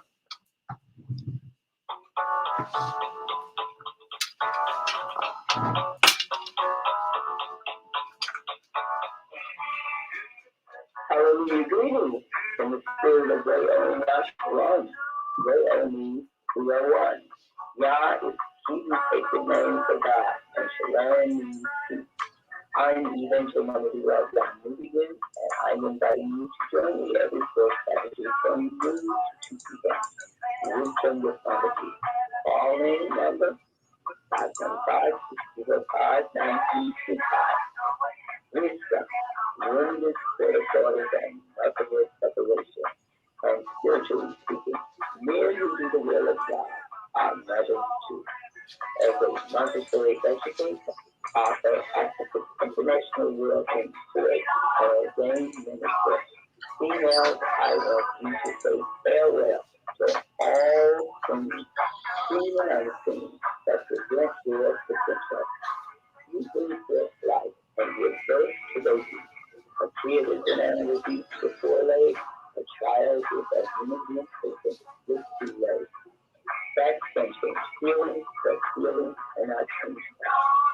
A mother teaches God, allows us to learn that we should out and age, person to be together. That's what wisdom with Mama B is about. Join me as we go Saturdays from noon to 2 p.m. Calling 515-605-9325 to share your wisdom and love telling sisterhood. Remember, mothers farewell. If you don't, your child won't. And if you doesn't, the child will get to you. Females, you are the global transformer with the power to change this world. Use it.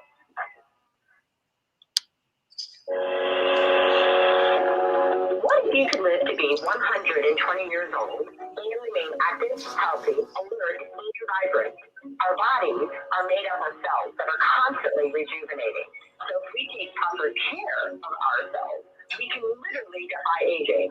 Join us every Tuesday from 7 a.m. to 9 a.m. Central Standard Time to learn about self-care from Susanna Central on the Female Solutions Blog Talk Radio Show. Learn how to help your body and yourself feel rejuvenated each day through proper nutrition, sleep, frequency medicine, and many unconventional methods of self-care. I'm Jody Susan. Join me and my amazing guests by calling in at 515-605-9325 and press 1 to speak. We'll help you achieve a breakthrough in your health today. And that Jody Susan of Susan Shoes. You just heard her voice here. Be sure and tune in tomorrow mornings for self-care, 7 till 9 a.m. Central Standard Time, as we are on 7 days a week. Monday through Friday, 7 a.m. till 9 a.m. Saturdays, 12 noon until 2 p.m. Central Standard Time. And on Sunday, it's Sunday evening on Soul Purpose Healing on blogtalkradio.com, Soul Purpose Healing, and Facebook.com, Beata Robinson. So be sure and tune in. You can always go back and listen to any of the shows. They're in the archives 24/7. Blogtalkradio.com, The Female Solution. And the solution is always right around the corner, right under our nose, and sometimes we just overlook it. And a lot of that has to do with who and what we are following these days. And luckily, we have some children, some youth who are paving the way for the next generation. And some of those youth are on our global virtual teen talent contest. And we will be announcing the winner in the 9 o'clock hour. So be sure and join us. The next global virtual teen talent contest is every fourth Saturday of the month. The next one is June 25th from 12 noon until 1 p.m. It's only a 1-hour show. And we do that to raise funds for the higherlearningnetwork.org, which we teach youth behind the scenes radio, television, and print production. So we'll be announcing the winner coming up shortly. And you can also see more about it on our on my blog, ZeldaSpeaks.wordpress.com. Did I say that too fast, Bill? No. Okay, good, because I have a tendency to talk too fast. ZeldaSpeaks.wordpress.com. And I love the fact we're going to spend this last half hour together here. You talked about how not, or is that just in my head? Enough, you aren't blocked mentally. It's just something else that you need to do, and you're quiet and still long enough to be open to the process of what to write. Because when people say all the time that they get writer's block, do you have that experience? Honestly, no, because my mind just goes and I sit down and I don't know what I'm typing. So no, I don't have writer's block. Because it comes through you. Yes. What do you do, or do, because you're a writer, do writers ever come to you and ask you that question? And if so, what do you tell them? No, they really don't. They just, just like one time, the group that Mary and I belong to, I read one of my stories at one of our meetings one night, and after it was all over, a couple of the people came up and said, whatever you do, don't let anybody read your books on ebook. You set up a way to do it. You read it because you've got the voice inflections and everything else. Don't let anybody else do it. Yes. And I'm so glad you said that, because sometimes the feeling of the expression of the word I don't care how good of an excellent reader you are, but if you don't have the emotion attached to the word, the reader may or may not get it. But because you wrote it, it came through you, you have that advantage of just Right. having someone else read it. Do you suggest that to all writers? No, it just, you know, um, it's really funny. And I'm looking. Oh, let me just read you just a couple of things and Please do. give an example of what I'm talking about. Meanwhile, some trees away, when Grace excitedly told her parents about Peanut, I fell and I was afraid to try again. Then Peanut came and helped me. He's so nice. It sounds like Peanut is nice. Is he like us? Asked Grace's mom and dad. I don't know what you mean, but I know he's not blue like us, answered Grace. Then we don't want you to see him again, Mrs. Blue Jay said. Please, I really like him. No, and I don't want to talk about it again. That's my final answer. Mm. How many times have we heard that growing up? Right. All the time. Yeah, and that's what they told me to put down. I mean, that's what they did. I didn't, I just put the voice inflections into it because I remember growing up, no, that's my final answer. Right. Don't ask me again. Right. Don't ask me, you won't be disappointed. Right. Lots of times people ask us questions and they want an answer. They expect to see the answer that they want. They don't think about the answer that they don't want. And when they get it, then they're disappointed. Oh, yeah. It's like, oh, no, you can't always get what you want. So just be okay with that. What do you tell writers who have something inside of them that wants to come out and express themselves? What do you suggest they do? Honestly, I've only had one or two people say something and say, oh, well, I thought about writing this, or I said, jot stuff down on paper. Even if it's just a sentence or two or an idea, put it down on paper, and I've heard that other places too. Don't keep it bottled up inside. Like you said, grab a pencil and piece of paper or a notebook and just jot it down. Right. And before you know it, you're going to jot down a whole bunch of things and you can say, wow, well, I can put this here and before you know it, guess what you're doing? You got a book. You got a book. Mm-hmm. And it's really easier than you think because we all have a story inside of us. We just can't seem to get quiet long enough to hear it so that we can be the vessel that it comes through. Right. I love that. I'd like you to read just a little bit more of the book. So find something real quickly. I just think that the messages, read as much as you can without giving too much away, because the messages that the birds give us are so simple and so direct. It's like you can't help but to see it, even if you don't want to see it. It's like bam, it's there in your face, and it's like, oh, okay, yeah. I did learn that as a child too, as what our executive producer Naima says. Just learn to share.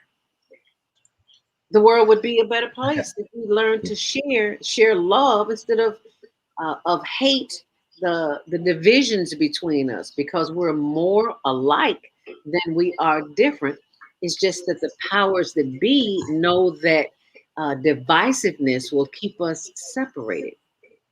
And there's power in that separation, but there's also power in connectedness. Well, here's one part toward the end of this first book. Okay. I got her. She's free, exclaimed Peanut. With that, the net fell harmlessly to the ground. Everyone cheered when they saw that Grace was unharmed. As soon as the coast was clear, the blue jays, cardinals, and robins began yelling at their young birds once again for playing together. Hey, shouted Hopper, that's enough yelling. Why are you so angry anyway? What did your children do wrong? They were only playing together.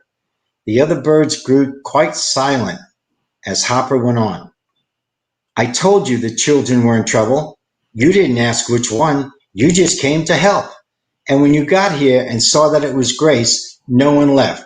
You all helped free the young Blue Jay.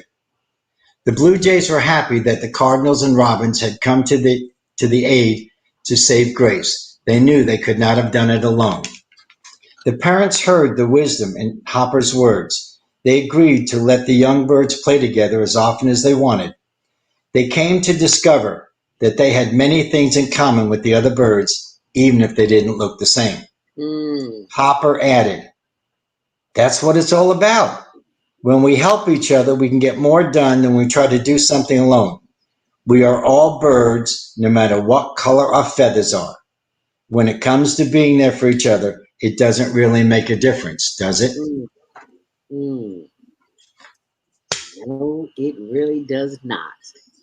We have to retrain our brains to be inclusive instead of divisive.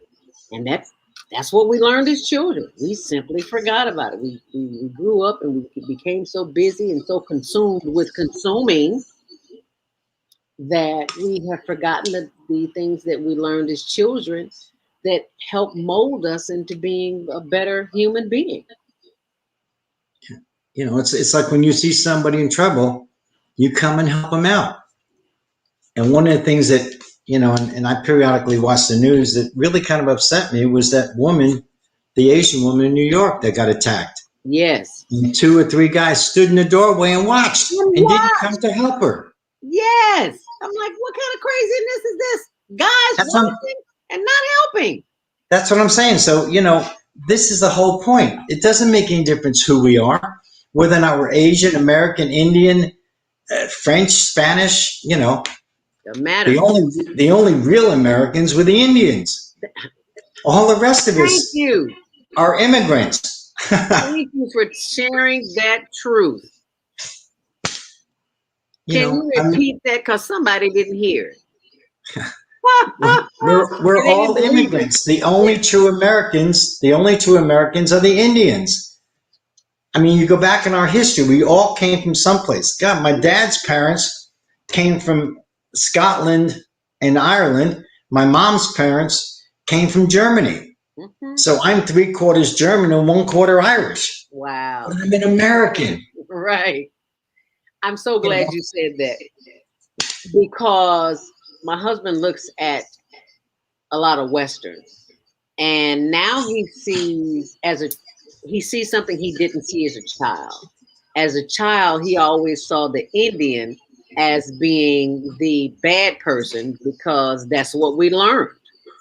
And now that he's older, he understands it wasn't, you don't need to go and scalp an Indian. That's not what it was about. The Indian was not the bad person. It was everybody else but the Indian who was doing all the dirt, who was doing all the killing, who was doing everything under the sun. And then came to this country and kicked the Indian off of their reservations and built up America. So that's why we have what we have now. And until we do our research, and chances are we're not going to do our research because we're so programmed to look at all the major news outlets and listen to whatever they have to say. So they shape our thinking. And it takes work to go within and to be still and to be quiet and to listen. And 9 out of 10 people just aren't going to do it. So you're one of the few who do. I shouldn't say few. No, I know what you're saying. Yeah. Well, it's just like, you know, you can make a comment and it not mean anything. Right. But if you make a comment and it triggers some type of emotion in you, that becomes a judgment. Yes. That's no longer a comment. That's a judgment. Yes. And we are so judgmental. Yes, we are so judgmental. And we try not to be, but we live in a society that enforces that. So how do you overcome that? You overcome that with a book by Bill McDonald. Excuse me. On why flying together is so important. And we've got about 4 minutes here before we leave. I need you to give your contact information to our viewing and listening audience who would be interested in contacting you, purchasing your books, and just hearing all the wonderful stories that you have to share about what can make us whole as a people, to bring us together and eliminate all this divisiveness. You see, these fingers, they were meant to intertwine. And we are the species, and we were meant to intertwine. We were not meant to be divisive. Why can't we be like the birds? So let us know that. Okay. It's funny because I was going to ask you if I can go ahead and plug that. Oh, please. Okay, my email address is booksbybill@outlook.com. Booksbybill@outlook.com. Correct. And my website is William E. McDonald, just like the hamburger, McDonald.com. WilliamEMcDonald.com. So if you didn't get that, the website is WilliamEMcDonald.com, and the email address is booksbybill@outlet.com. Outlook, yes. Outlook. I'm sorry, I said outlet. I've got shopping on my mind. I don't know why. I have no intentions of going anywhere shopping. Booksbybill@outlook.com. I haven't used Outlook in ages, so I know you're old school. When I say Outlook, I was like, really? Oh, okay. Yeah, because that's what we started out with, AOL and Outlook. Yeah, and that's a good thing. What do you say to the young people who want to write? Like I said earlier, jot down notes. Don't be afraid. Don't be afraid to put down what you think. I've got a granddaughter. She's 18, 19, and she is so talented. I don't care if it's glass blowing, metalwork, painting, drawing, you name it, she can do it. In fact, the North Carolina State Fair, she entered 7 items one year, and out of the 7 items, she took first place in 4 of them, and best in show in 3 of them. And every category, it was a different category. So don't be afraid. So you fail the first time. The only time you fail, in my opinion, is when you stop trying. Then you failed. But as long as you keep trying, you have not failed. That's powerful. You hit the nail. Trust me, I'm sure a lot of scientists and everything else have failed more times than they cared to count. Yeah. We learned that throughout history. It's like, it's not the failures. It's how many times. It's not how many times you didn't get it right, but it's that one time that you did get it right. Yeah, you're 100% right. Give our closing. I'm going to be playing the closing outro as you speak, so don't think I'm kicking you off there, but I just have to play this. And actually, we're going to go into the after show that starts at 9 o'clock, so I just want you to be aware of that. But I am going to play the thank you ending. That's what it is. But anything you'd like to share with our audience before you leave, we'd love to hear it from you. I would just like to thank you for the opportunity. In all honesty, I thought it was going to be just a short little interview. I did not know. Mary did not tell me it was going to be an hour and a half or whatever. And I am very, very thankful. Oh, wow. I've enjoyed the whole thing. I really have. I've got a chance to explain myself, to explain what I do, and people understand. A lot of times people just don't understand when I talk about channeling or automatic writing. They have no clue. But it's so nice to be able to communicate and to talk to people who are going through the same thing. And like I said, be on the lookout. Books are going to come. All righty. Well, you please keep us posted. And we would love to have you back here on the Female Solution and the Higher Learning Network TV show. You let me know when. You've got my email. Yes, I most certainly will. And thank Mary Sheldon once again, our sign language interpreter, who's not here with us today, but hopefully she'll be back in the very near future. And as I go to the comments, Jody Susan says, great show, so inspiring. Thanks, Oh, Zelda. thank you. Thank you, Jody. We appreciate that. Thank you so very much. And we could not have done it without Bill.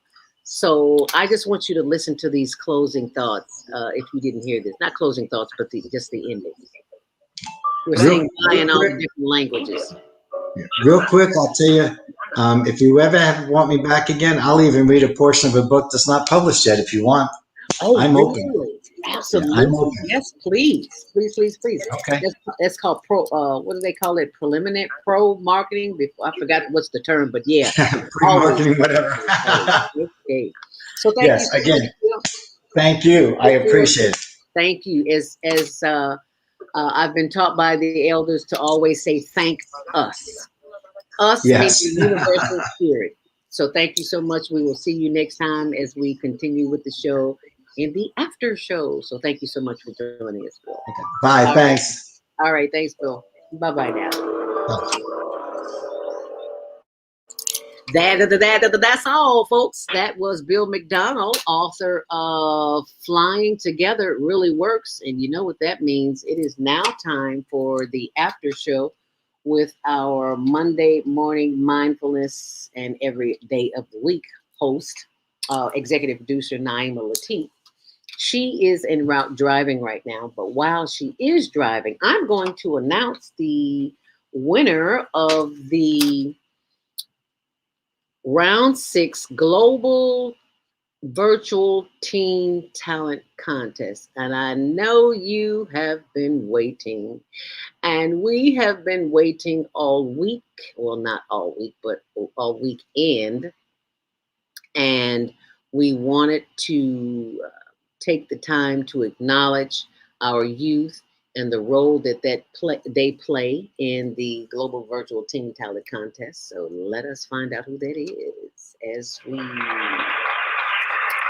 open up another window so that you can see who that winner is, and you will be pleasantly surprised. So you just get your hands together and watch to see who this winner is and watch their performance. So here we go. Winner of the Round 6 Global Virtual Teen Talent Contest.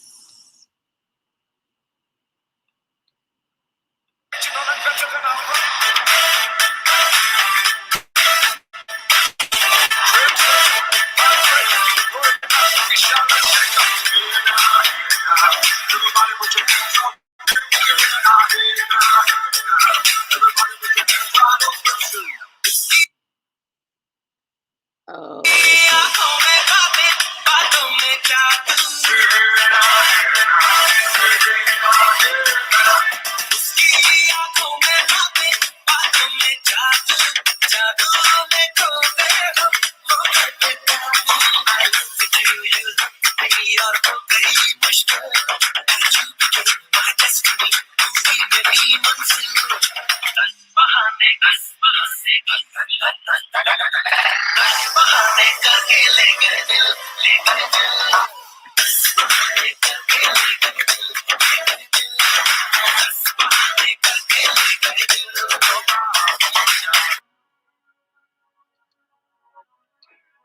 Black leather glove, no sequin. Buckles on the jacket, it's elite. Nike crossbody, got a piece and gotta dance, but it's really on some street. I'ma show you how to get it. It go right foot up, left foot slide, left foot up, right foot slide. Basically, I'm saying either way we bout to slide. Hey, can't let this one slide. Hey, don't you wanna dance with me? No, I could dance like Michael Jackson. alrighty now. And ladies and gentlemen, that was the winner. Yay! Of the virtual global teen talent contest for the Higher Learning Network.org. His name is Ishan Kalani. He's 12 years old and he's from Illinois. Can you believe that we finally got somebody from the Chicagoland area? This little young man. Did you see what he did when he turned around? Well, if you didn't see it, you can go back and play it because it will be another month before the next one. And his name, once again. So congratulations, Ishan Kalani. He is the winner of round 7 teen talent contest. And the next contest will be on Saturday, every 4th Saturday on Higher Learning Network TV show. Actually, it's on our YouTube channel, which is Tuesdays at 6, Wednesdays at 1 on channel 19. So when you go to the YouTube and you type in Higher Learning TV show, that's you'll see that logo, you'll know you're at the right place. So congratulations to our 12-year-old. See, these were preteens. And because our mission is 13 to 19, we had so many preteens that we had to include them because eventually they'll be teens. So he's the winner. So congratulations, and they'll be winning cash and prizes. And we're going to bring you back on it so that he can tell us what it feels like to be a winner on the Higher Learning Network.org. And I want to thank you for being a viewer, a listener here on the Monday Morning Mindfulness, and to remind you that this PSA is for everyone. And that is the application for rental assistance begins today at 9 a.m. It just opened and it goes on until June 8th. And you can check your local city hall. But what the information that I got was from NBCChicago.com. So all of the information is there, NBCChicago.com. And you can get rental assistance if you are in need of that. Now, I want to share with you just a little bit of the video from my celebration of life with my sister, Hetty Frierson Johnson, who made her transition. And her celebration of life was just this past Sunday, yesterday. That's why I'm so tired today, but that's okay. I'm never too tired for you. So I'm about to show this right about now, and I do hope that you will enjoy it. Here we go. A celebration of life, Hattie Johnson. Frierson Johnson, even though I have it wrong here. CTV on the Higher Learning Network.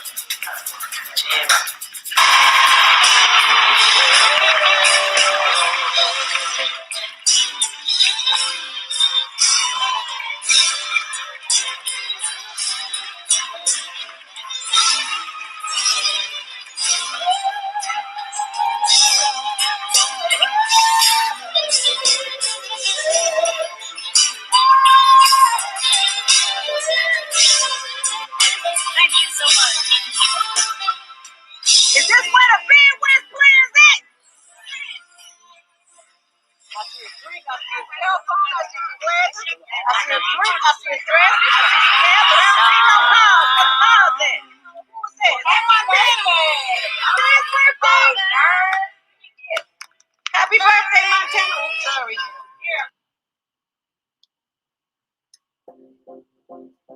Now, why did that The just other do thing that? I like about StreamYard is that if there's ever a glitch. You up? How old are you now?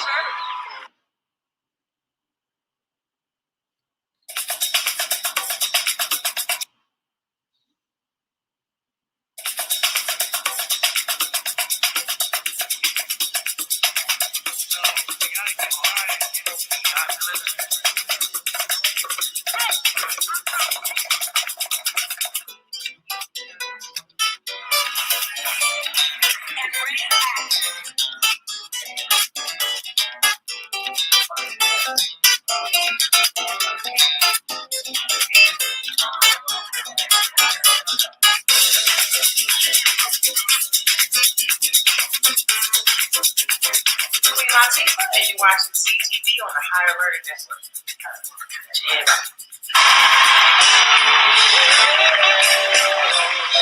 Thank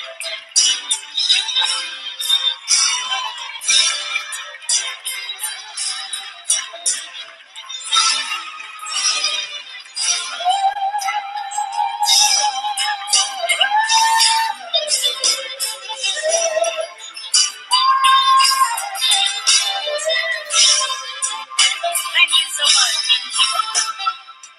Is this where the Midwest players at? I see a drink, I see a cell phone, I see some glasses, I see a drink, I see a dress, I see some hair, but I don't see no cars. What car is that? Who is that? That's my birthday. Today's birthday. Happy birthday, Montana. I'm sorry. You up? How old are you now? How old are you now? How old are you? You're 5 years old. All right, big time now. All right, man. Birthday. Birthday boy.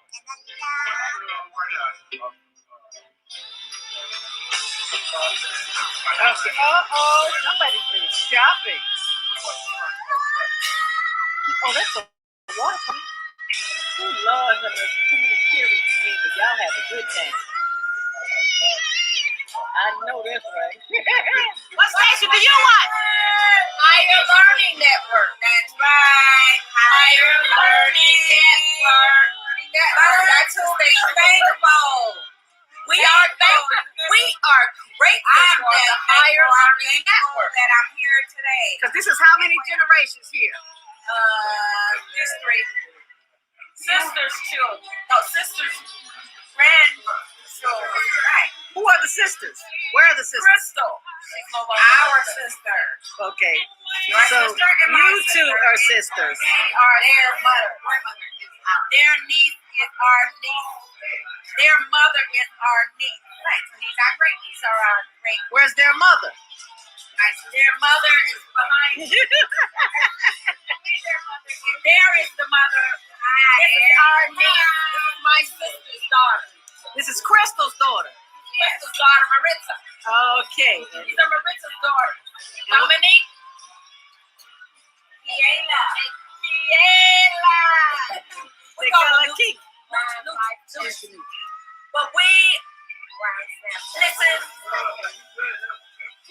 And who am I? Who are you? Yeah. Are you sure? Yup. Are you sure? Come on, who are you? Don't know who you are.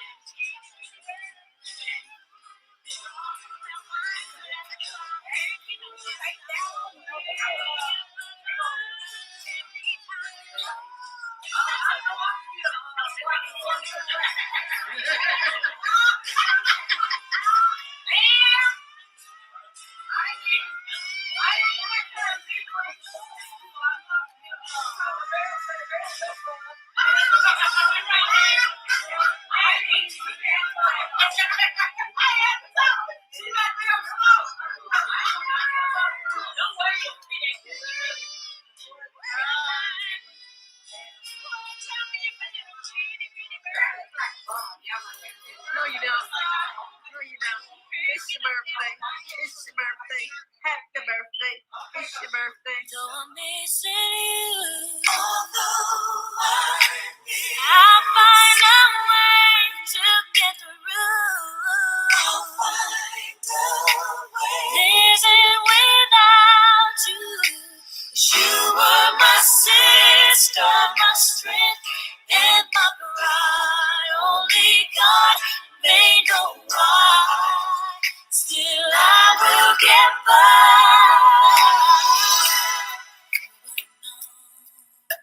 And you'd have to go so suddenly, so fast.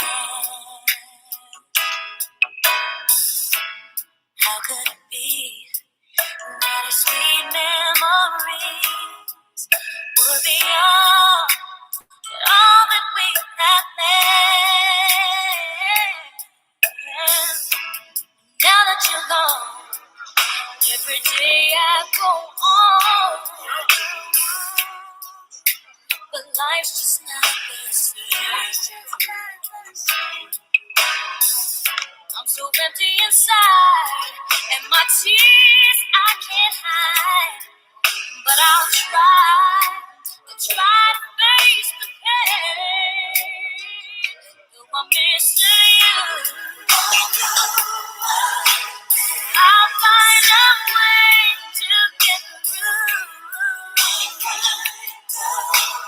Busy without you.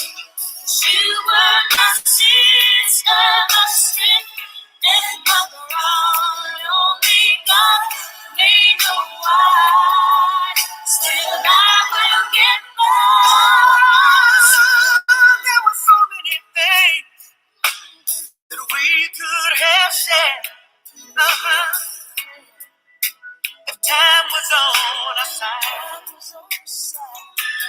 Yeah. Now that you're gone, I can still feel you near.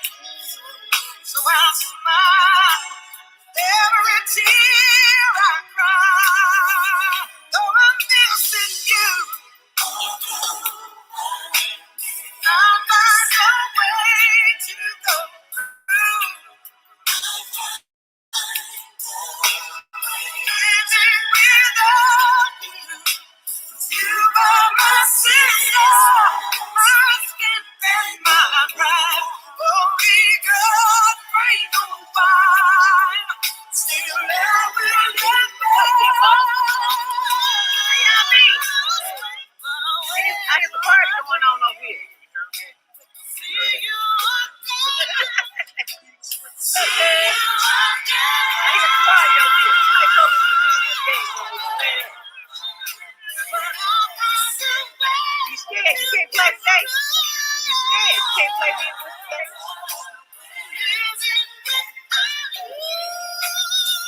Don't mean I'm from Missouri.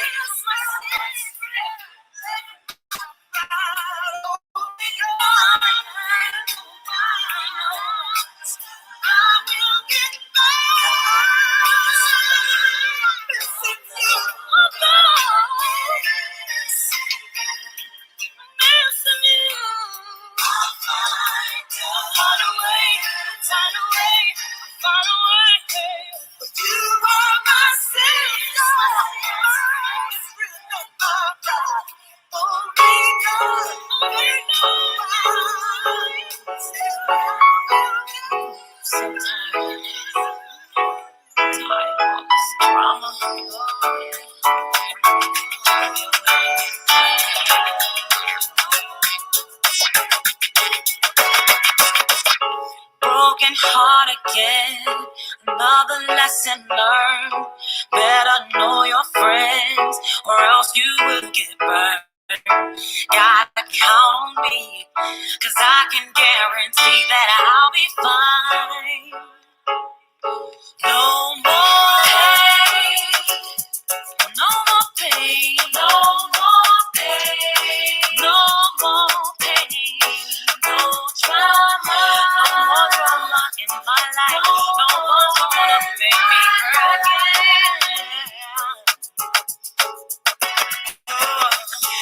But I play the fool, go through ups and downs, knowing all the time you wouldn't be around.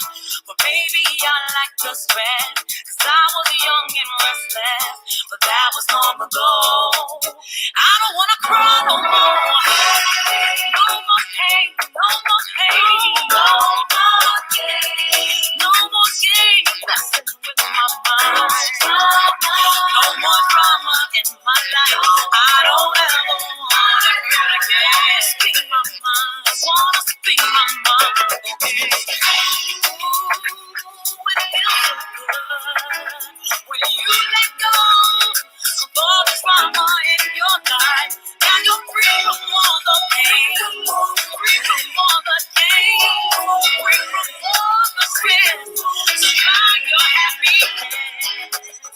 I don't know, only God God knows where the story ends for me, but I know where the story begins. It's up to us to choose whether we win or lose, and I choose to win.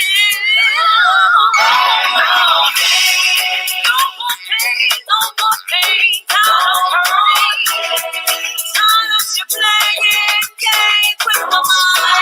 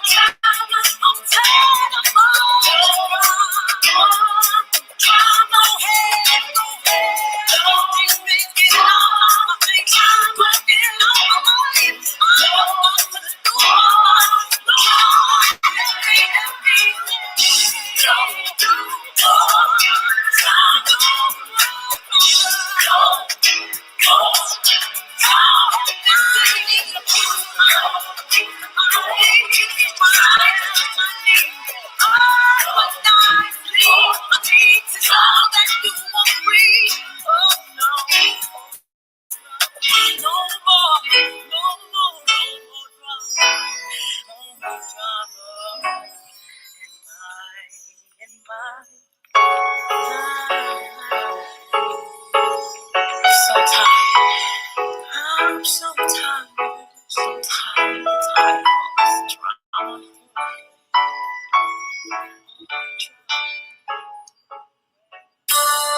Well, as you can see, it's a whole lot longer. It's 30 minutes, so you only saw half of it. So you can go to the link. Actually, go to my blog, ZeldaSpeaks.wordpress.com. The whole video is there. So thank you so much for sharing. Hope you enjoyed the little bit you did see. You can go back and see it in its entirety. Right now, we're joined with my sister of the microphone, Naima Latif, executive producer of The Female Solution, who is just joining us this morning with this big, bright, beautiful smile. It makes me feel good all over. I'm tired as hell, but I feel good now. Hey, you are a superwoman. I'm trying to follow in your footsteps. Girl. It's the energy that comes through us, because right now I have none. I'm just here. I'm floating on residue this morning. So take it away, Naima. Well, you did a beautiful job with the video. That's such a beautiful tribute to your sister. And you know, every celebration of life makes us think about, how have I impacted the people whose lives I've touched, and what would I want people to remember about me? Yes. It was interesting today when Lois called in and asked about divorce, because a lot of people, they feel the same grief when a marriage ends as when someone transitions, because it's kind of like the death of a dream, the death of a relationship. And there is grief. And I know there have been some books about that. As a matter of fact, someone did write a book about celebrating a divorce. But just like you celebrate a life, and I really think it would be healthier if we were able to look at the ending of a relationship as a lesson that we learn and something to celebrate, because that person took us to another spiritual level by revealing something about ourselves to ourselves. It would be wonderful if we could do that, as opposed to being angry and vengeful and wanting to hurt that person because they hurt us. And I think that's the biggest challenge. When there's change in our lives, we'll say to God, why'd you do this to me? And God doesn't do things to us. We are given an opportunity to learn through our experiences. So all of it is not to us, it's for us. It's for our growth, it's for our development. And people are here for the time it takes for them to learn the lesson they came here to learn, and then they leave. So leaving is not a tragic thing. It's like the end of a temporary job assignment. Mm-hmm. You know, you came here to do what you came to do, and then oh, stop. You move on. That's what life is about. You move on. Yes. And And we have a problem with the moving on. yeah, and We just know. it's kind of like I don't want this to have happened. Well, but it did, because that was the next level. That was the next step in your growth. And so this needed to happen so that you could move on, so that you could take that next step. I mean, it's just like, you know, when your primary teeth fall out. You know, if you were saying, oh, my teeth fall out. Well, you know, they can't stay if you're going to get your permanent teeth, so you need them to leave. So it's not a bad thing when you lose a tooth. And don't we celebrate, oh, I lost a tooth, and you know, what you do? Thing. Yeah. So, you know, when you're 5 years old, you're like, that's a big old gap in your face. But you're excited about it because you know that means you're growing up. Yeah, that's a good example. I like that. So it's the same thing when something leaves, it's making space for something else. Yes. And so it's not a loss, it's a growth. Thank you. So we have to be able to see it that way and not grieve over changes, even though we do that because we're not understanding that we're on a continuum. This is an eternal journey that we're on, a growth that never stops. So this is just one step in our personal path of growth. And everything that happens is to take us to that next step. Even those relationships that end, even if it hurts because it ended, and, you know, just like you had that tooth that's dangling, you know, and you finally, you know, snatch it out, it hurts. But you know it had to leave because it had to make space for the next thing. And we can look at all of our life experiences where there's change, there's transition, there's something that leaves, something that departs. And we can look at it as it making space for something else. Yes. And don't grieve or feel bad or feel that God is punishing us with this pain, because there is no punishment. There's only learning. Mm-hmm. And, you know, I got to preach to myself today, because you know, you go through things in life. You go through relationships that end. You go through the process of grieving when a relationship ends, and it's like a dream ends. Well, you thought this was going to be something forever, or you thought this was going to manifest into something, and it doesn't. And there's pain, and there's the empty space, and all of those things. And you could get stuck there thinking, oh, I don't want this to have ended. But that's just like trying to hold that tooth in your mouth that's ready to come out, you know, right. because it wasn't meant to be there forever. This is not the permanent one. And so you got to let it go. And so we should be teaching our children differently when it comes to transitions from life. I know a lot of people, they don't let their children go to funerals because they don't want them to have nightmares and all that sort of thing. But I think it would help if we could give our children an understanding of the continuation of life is just a transition, as opposed to, oh, we lost grandma, she's gone. Well, she's not gone. She went back home. Yeah. Like, what am I gonna do? This is not our home. This is just like when you go to school and then you come back home. Well, it's the same thing. The earth is a school. You go to school and then you go back home. Right. It's not bad when you go back home. You're happy to go back home. Right, right. We could give it to our children in that context so they could grow up with a different understanding. Then they, number one, wouldn't have a fear of death. Number two, they wouldn't be so overcome with grief and like, oh, I've lost grandma, I've lost grandpa, I've lost my mother, lost my father, I've lost my sister. You know, as people transition, they can say, okay, I'm going to miss them, but I'm going to be going home eventually too, and they'll be there. So we have to help our children through these transitions in life, because every transition doesn't have to be this traumatic experience where we're devastated and feeling lifelong pain and grief, and then we drown it in alcohol and drugs because no one ever helped us through the process of grieving. It doesn't mean you don't grieve. You always are sad when something ends. I remember when I was a child and we'd be out playing, and you know, my mother would turn the porch light on, indicating, you know, okay, it's time for y'all to come in. It's getting dark. And I would always start crying. And you think, okay, well, this is, I mean, you're gonna be back out tomorrow. But when I was like 3 years old, it's just like, oh, grief stricken because I had to go inside and stop playing. That was trauma. Trauma, yes. Really? I gotta stop playing. I don't want to stop playing. I'm having fun. Yeah, so that was just a tragedy for me. I had to stop. And you think I'd never see those friends again, but at that moment, that's all I could see. Right now, my fun is ending, and I'm devastated. And that's how we are when someone transitions or when a relationship ends. We're devastated because all we can see is that moment. Our joy is ending, and we're grief-stricken, and we're sad. We're not seeing that, but tomorrow we're going to be right back outside playing.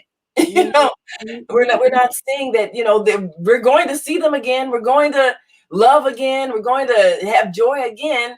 This moment right here is over, but joy is not over. So that's what we have to graduate to, is an understanding that joy never ends, but moments transition into other moments. And so we don't have to be devastated or feel like, oh, I'll never be happy again. Even though at the time you feel just like at 3 years old, I felt like, oh, I'll never have fun again. I gotta live. The world has come to an end. What am I gonna do, mama?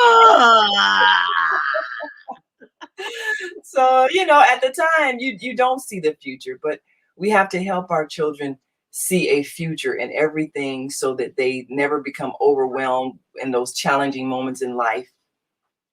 And, you can easily lose sight of the future and get so devastated that you feel like I have no reason to live again. And that's when people get, that suicidal thing where you don't see a future. And so you leave here prematurely because you think, oh, I'll never have joy again, or I just can't face tomorrow. Tomorrow's going to be better. It always is better. But sometime right now we can't see it. So this is what we can help our children learn, is that there's always a tomorrow and there's always joy, and transitions are for our growth and our betterment. It's not so we can always doom and gloom. I love the way you explain it. You just break it down where even a 2-year-old could get it. And that tooth analogy was off the chain. That's just exactly what we needed to hear. So thank you for that. That was powerful. And it made me think about Hattie's memorial. How, you asked the question, what legacy do you want to leave? And I looked at all the people that were there. It was from 2 until 6, but we were there till like 8 o'clock at night. Wow. Well, that's wonderful. And it was wall to wall. They ran out of seats. And this was a big banquet hall. Wow. Rose Banquet Hall on Melrose Park. Was it on North Avenue, just past First Avenue? Oh yeah. I thought I was in church. Wow. And most of the people were young people. That's what really freaked me out. Wasn't it, Tony? When you say it was more young people, then yeah. Was she like a teacher or something where she came in contact with a lot of young people? He had 4 boys. Oh. 4 boys, and then had one more, 5 when my other sister. Well, actually, let me clear this up because people are going to be hearing me saying my sister, my cousin. Biologically, she's my cousin, but we grew up together, so we were sisters as far as we were concerned. So biological doesn't always mean the best of family. The fact that we were all teenagers and we all grew up, not in the same house all the time, but most of the time. And she had 4 boys, and when our other sister she was on tour for like 10 years, and she went away. She raised her child, so she had 5 boys, and boys have lots of friends. Yeah. So there was always a gang, not a few, but a gang of boys and girls at the house. Oh, wow. And I did not know until the memorial yesterday that several of the young men who spoke, she had adopted them. I did not know that.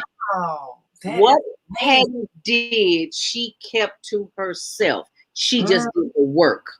It was important that everybody knew what she was doing.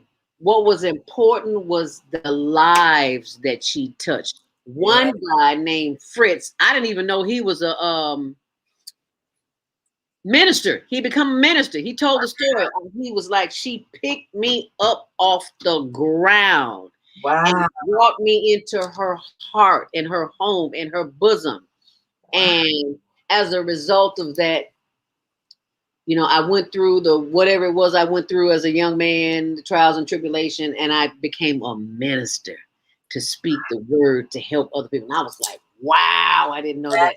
Another young man got up there and told his story. Another niece and nephew got up there and told his, and then they were saying things. It's like, I've been knowing this woman all my life, and you telling me things now I never knew existed.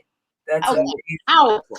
So the legacy that you leave, oh my God, it made me think about how I don't have children, but I have books. And then look at what you're doing now with the teen talent competition. I mean, it's global. You know, you're touching lives worldwide and giving young people a platform to express their creativity. I mean, you've changed some lives already, because, you know, getting discovered, that definitely is a transformation experience. So just think of all of the lives that you've touched and the young people that you've helped to be exposed to the world community with their talents and gifts, and then the inspiration that they've been able to give to us watching them.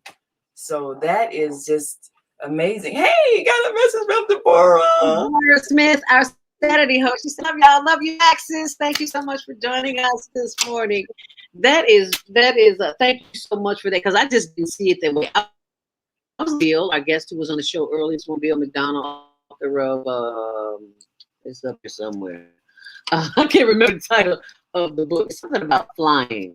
Author Bill McDonald. Flying Together is good. Works. Yes. Yeah, Flying Together works. Is that what it is? I know it was something about flying together. Flying together. Yeah. It just made me think about how, as children, as young adults, we just don't think of the effect that we're living. That effect is going to affect somebody who's going to affect somebody who's going to affect somebody on down the line. So I no longer feel, you know, because there's little voices coming back in your head. You didn't have no babies. What's wrong with you? It's not that there's anything wrong with me. This is just the path that I chose because I didn't like what I was seeing in my present. And it's like, I don't want to have that life. So I made a conscious decision not to. But keep in mind that I raised my sisters 7. She had 7 children. Those were biological. I didn't raise them all. But I had to, I had some input because I was the built-in babysitter while she was out having more babies. So, I don't, you know, that's the voice in the back of your head. But in my heart and my spirit, I know I may not be a biological mother, but I helped mother somebody. You had the motherhood experience, yes. Yeah, I've had it, and I love it because I can send them back home, and I can do. And they still call and ask for money, so you know that's still part of the mother. Yes. So you still being a mother. I'm not telling you good job no more. Use your natural God-given talents and abilities, like these young people are doing on the Higher Learning Network Global Virtual Teen Talent Contest. Use what you have to get what you want, and that's my story, and I'm sticking to it. So thank you, Hattie Frierson Johnson. I don't know why I keep announcing her as Hattie Johnson. Frierson Johnson was her marriage name. That's why, you know, you have to get that out of your head. It's like, okay, she was single, but then she married. Whole nother stuff. Anyway. Yeah, we go through a lot of different identities. Yeah. It be days like that. So I want to thank you for bringing such a fresh perspective on not death, but transition and growth and development, because everything happens for growth and development, especially what's going on right now. COVID. Yes. Those who have lost jobs and can't pay their rent. Was that you just sent me a text saying Governor Pritzker is starting a program? Somebody sent, I don't know if it was Jody or Deborah, but somebody sent us that. And, you know, I think this sounds probably crazy, but this whole COVID condition, I think this is one of the best things that has ever happened to planet Earth. Say that again. Could you repeat that? Let me find out where we are. 9:38. I need to know exactly where that was. 9:38. Say that again. this COVID, you gotta call it the COVID adventure. This is one of the best things that has ever happened to planet Earth. Ever. Because it's something we're all experiencing together. During this time, we're all connected to the internet. So we have the feeling of being a global community, one family of humanity. This is something just human beings are going through. Animals are not being affected by this. This is for us. Thank you. This is something happening for us. And many of the institutions that are collapsing, they needed to collapse because they are not helpful. Thank you. We are learning how to share. We're learning how to cooperate.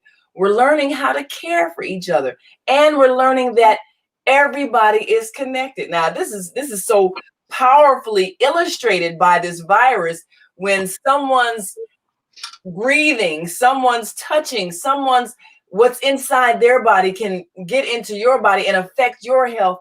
This was the kind of illustration we needed to understand how we are all connected. So you have to care about your neighbor because your neighbor's health is your health. Your neighbor's ill health is your ill health. So you want them to be healthy. You want them to be doing well because it is going to affect you. Now, we should have known that before, but we didn't get it. Right. We would let people suffer. We let people go through all kinds of problems. We would turn our backs. So we needed an illustration to help us understand you are all connected. So you should want the well-being of everybody because it is going to affect your well-being as well. So now we have a very wonderful, powerful illustration of that reality because the human beings are the ones who need to know that animals already got it. It's like your guest's book. You know, what's flying together is was it flying together is good or flying together? I'm looking for it now. Flying together is really works. Flying together. Oh, really flying together really works. Well, you know, if you ever watched a flock of birds and when they get up and fly, they fly together. They fly in the same direction. They're not bumping into each other. There's harmony. They form a formation. You ever seen a flock of geese and they're heading south or whatever? And I mean, there's just the unity of motion. And of course, we know the story about the flapping wings, how, they flap their wings because that gives a lift to the bird in front and that V formation. Oh, wow. I did not know that. Oh, well, let me tell the story about the V formation that they form. So now the row in the back, they're flapping their wings and that gives a lift to the row in front. And so they're flapping, they're giving a lift to the row in front, and then they're flapping, that gives a lift to the row in front. So everybody is helping the lead goose who has to face the headwind. So they need that strength. Oh, wow. For the other geese flapping their wings to give them more wind push, more of a push forward. Because they're the point, so they're facing whatever the wind in their face, so they're needing the lift from the flapping of the wings of those behind them, and then of course you hear the geese honking. It's encouragement, like come on, you can do it. So they're constantly encouraging each other. They're constantly lifting each other with their wing flapping, and they're constantly giving energy to that lead goose who's got to face that headwind and get them to their destination.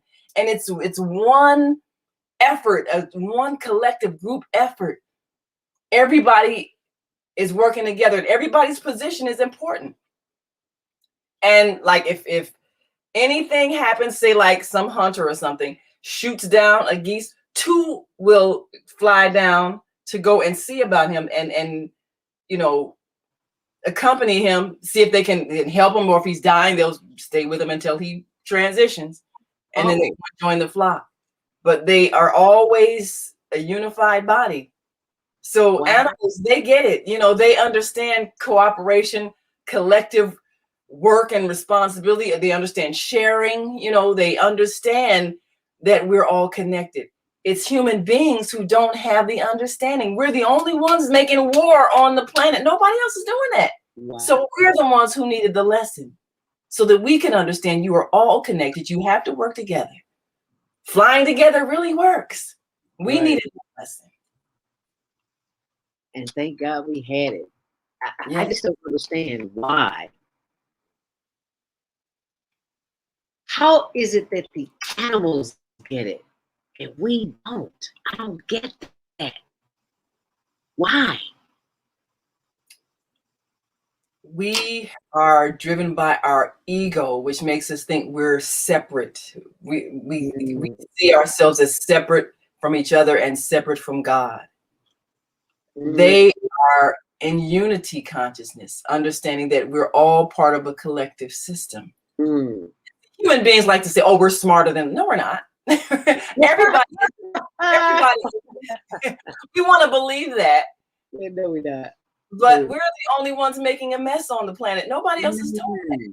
Wow. So we want to believe that we are of higher intelligence, but believe me, the animals are not saying that about us. They're saying we're the only ones, number one, we're the only ones who are disconnected. We can't hear. Everybody else is communicating. We're the only ones who's disconnected from the universal system of telepathic communication. We're the only ones that are destroying our environment, killing life and killing our own life, killing trees, which is giving us life.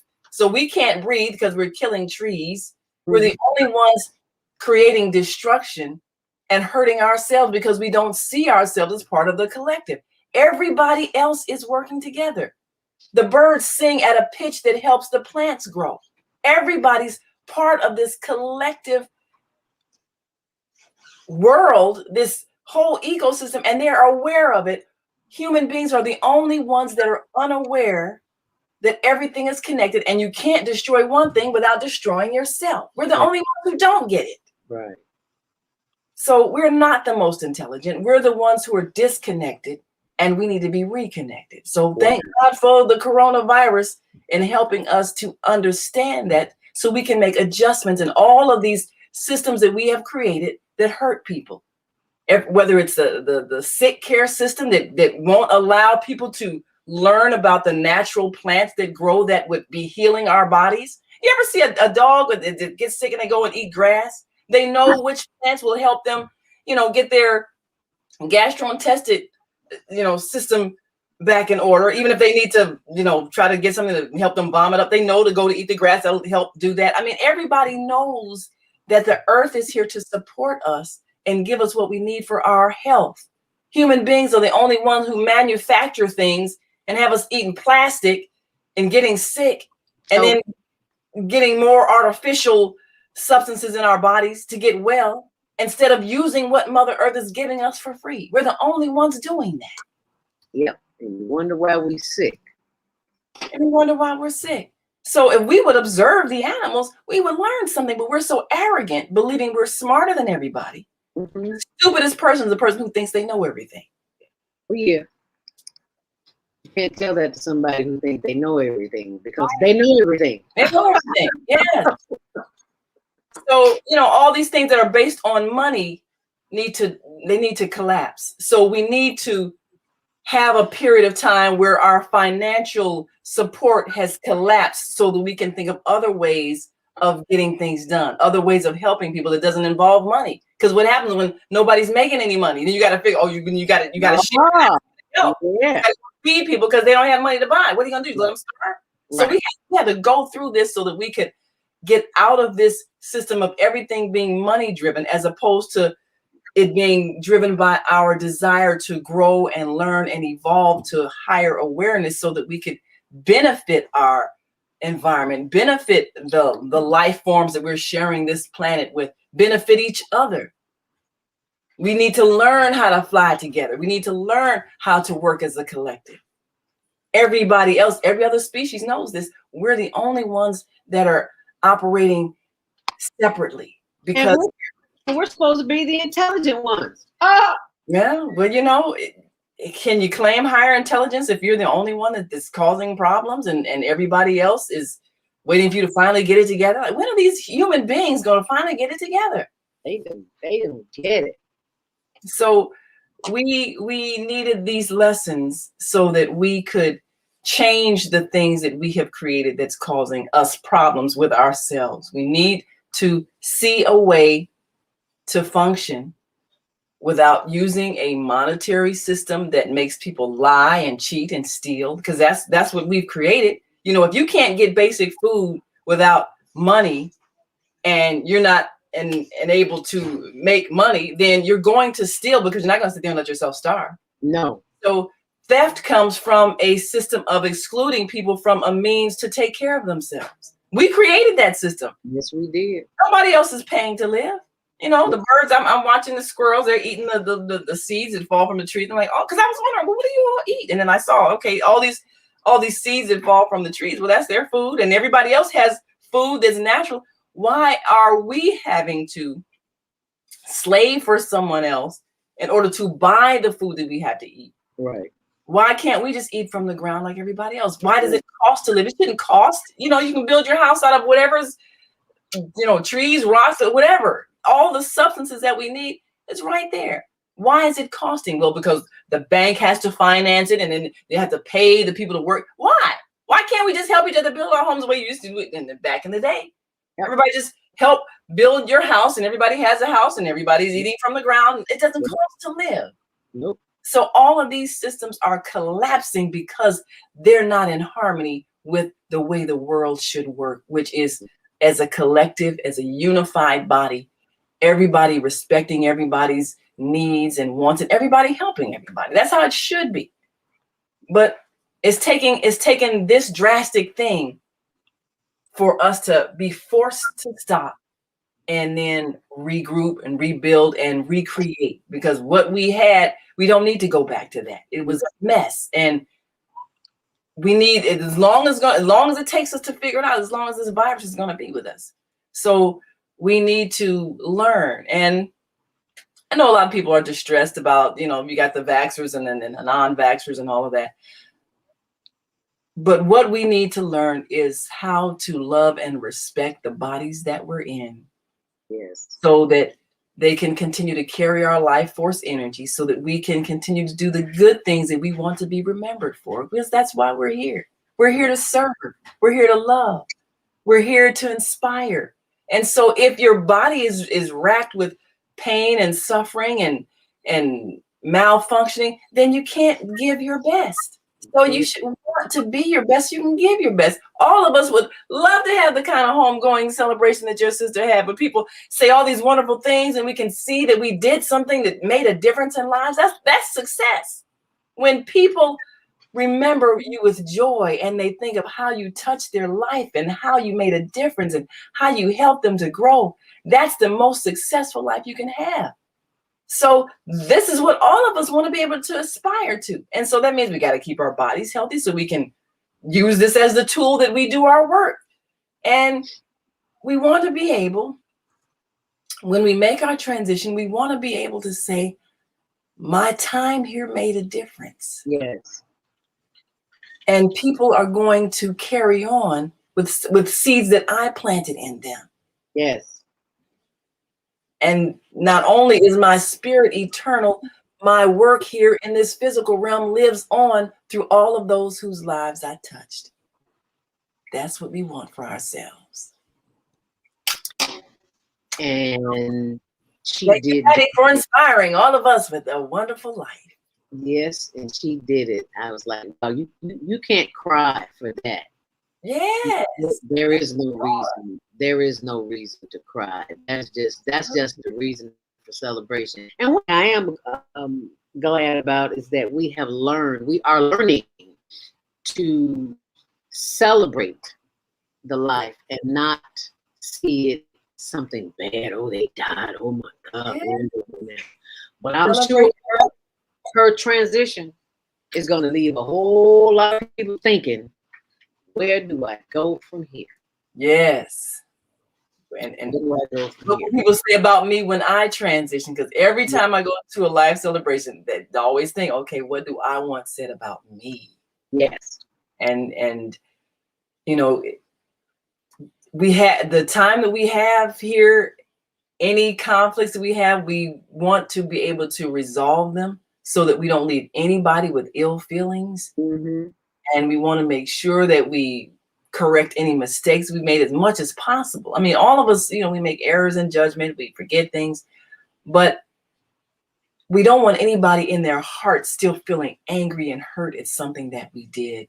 Yeah. So as long as we're here breathing, this is the time to correct whatever. And that's why, you know, you have these people having these deathbed confessions, you know, something that they did, or, you know, let me tell you where the body is buried that I, you know, all that. They don't want to leave here with that lingering, because, you know, when you go in the next realm, you're gonna feel the effects of what you did. So you don't want to feel something that, well, now you're not there to fix it. So you got to fix it before you leave here. Yep. Yes. So now's the time to get busy. Whatever you've been working on, you've been delaying it. You might want to rethink it and do a little introspective, self-reflective work, because we spend way too much time out there when we need to spend more time. We deserve to spend more time inside. Yeah. Author, speaker, Jim Rohn, R-O-H-N, told me a long time ago, and he made a quote too. He's written a book about it. I don't remember at this point, but he says the average person will spend more time working overtime, trying to make more money than they will ever spend on themselves. Wow. I will spend 10, 20 extra hours working on a job, but I won't spend 1 hour working on myself to help me mentally, physically, spiritually, emotionally, because that requires some little work. You just can't go punch a clock and do the task. You got to do some deep diving, and some deep diving might be painful, but it's necessary for growth. Yes, it is. It's like a baby coming out the womb. Baby can't come out if there's no pain. Well, even though there shouldn't be, there is, but that's another story for another day. It's Mama AZ. That's another story about it. And speaking of Mama AZ and Minister Cynthia Marie Williams, we are sending you love, light, and healing energy, and knowing that the experiences that you are going through, I know you're journaling because I know you are a woman of wisdom, and you write your thoughts and your feelings out when you are not in pain, when you can stand to pick up pen and paper and write, because your journey will help someone else. And I'm so very glad that the journey that I'm on, I had help from my sister, the microphone executive producer of the Female Solution, Naima Latif, and all my sisters of the microphone, and my biological sisters. Yeah. Who wasn't at the memorial. I don't understand it. Some things are not meant to be understood. Some people just Everybody grieves differently, you know, and some people, it's hard for them. Yes. You know, I have friends who they can't go to funerals because it's too painful for them. Yes. And that's just where they are, you know, it's just too painful. And so, you know, everybody faces transitions differently. Right. And you never really know how you're going to face it until you go through it. You know, I didn't know how I would deal with my father's transition. I didn't know how I deal with my husband's transition. Those were two men very close to me. And it was definitely a test of whatever I believe philosophically. You know, it's one thing to philosophize about it. Another thing when someone really leaves and then you have to deal with the feeling of loss and how their absence affects your life. I mean, it changed my life. Both of these men leaving changed my life. You know, it changed my relationship with my mother because I had to, in a sense, help her through a grief and then, you know, be that support system for her. And then in my husband's transition, totally changed my life because there's a security that comes with a life partner. And then when that person is gone, it's like you're vulnerable again, and you don't know if you can ever trust again. You got to raise a child and you know, try to be the wise parent without that partner that helps you to balance. So all of these things, they do change you when someone leaves. That's a physical reality. And even though I'm connected with my father and my husband spiritually, still physically, I got to stand here and do this job. Right. Solo in a sense, because they're not physically here. So there is the realization that that person's absence makes a difference, and everybody handles that differently. Some people, it really devastates them. Some people, it's hard for them to move on, you know, and so grief is something that those who transition don't want us to go through. They want us to know, hey, I'm fine. I'm having fun where I'm at. You're going to be here soon, but hey, just keep living. What we doing? But hey, don't be grieving for me because I'm really having fun. I'm back home. We partying. Hey, trust me, it's fun over here. So do not be sad. And if they can get that message to us in any way, they will certainly try to do that so that we're not grieving, we're not sad, and we're not feeling like there's a loss, because they want us to know, hey, you're going to be here sooner than you think. Just seems like a long time.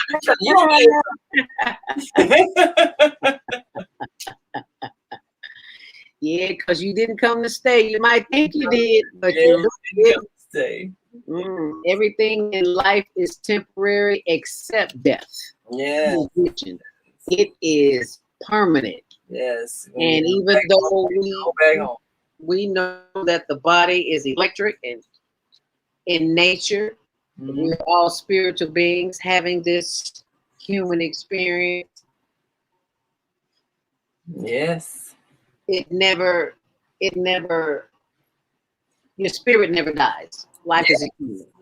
This is an eternal consciousness that we will go on to even greater adventures after this one. So when you know that, at least it eases the sadness of separation.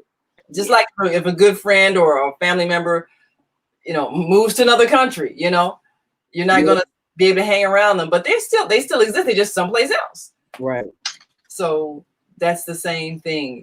They still exist. They're still living and loving, enjoying life.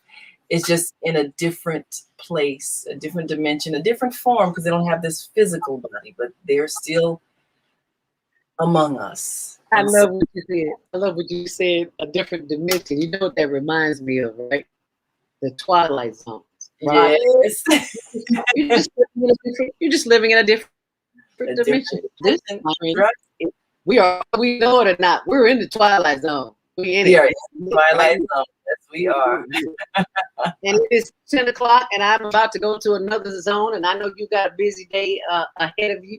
So I want to thank you for being the guiding light that you are on the Female Solution, and continue to do great work that you do, and allowing us to be part of this platform and making a difference in the lives of others and those who come in to watch this show. Be sure to tune in tomorrow morning for Self-Care with Jody Susan of Susan Essentials. And what's coming on Wednesday and Thursday and Friday?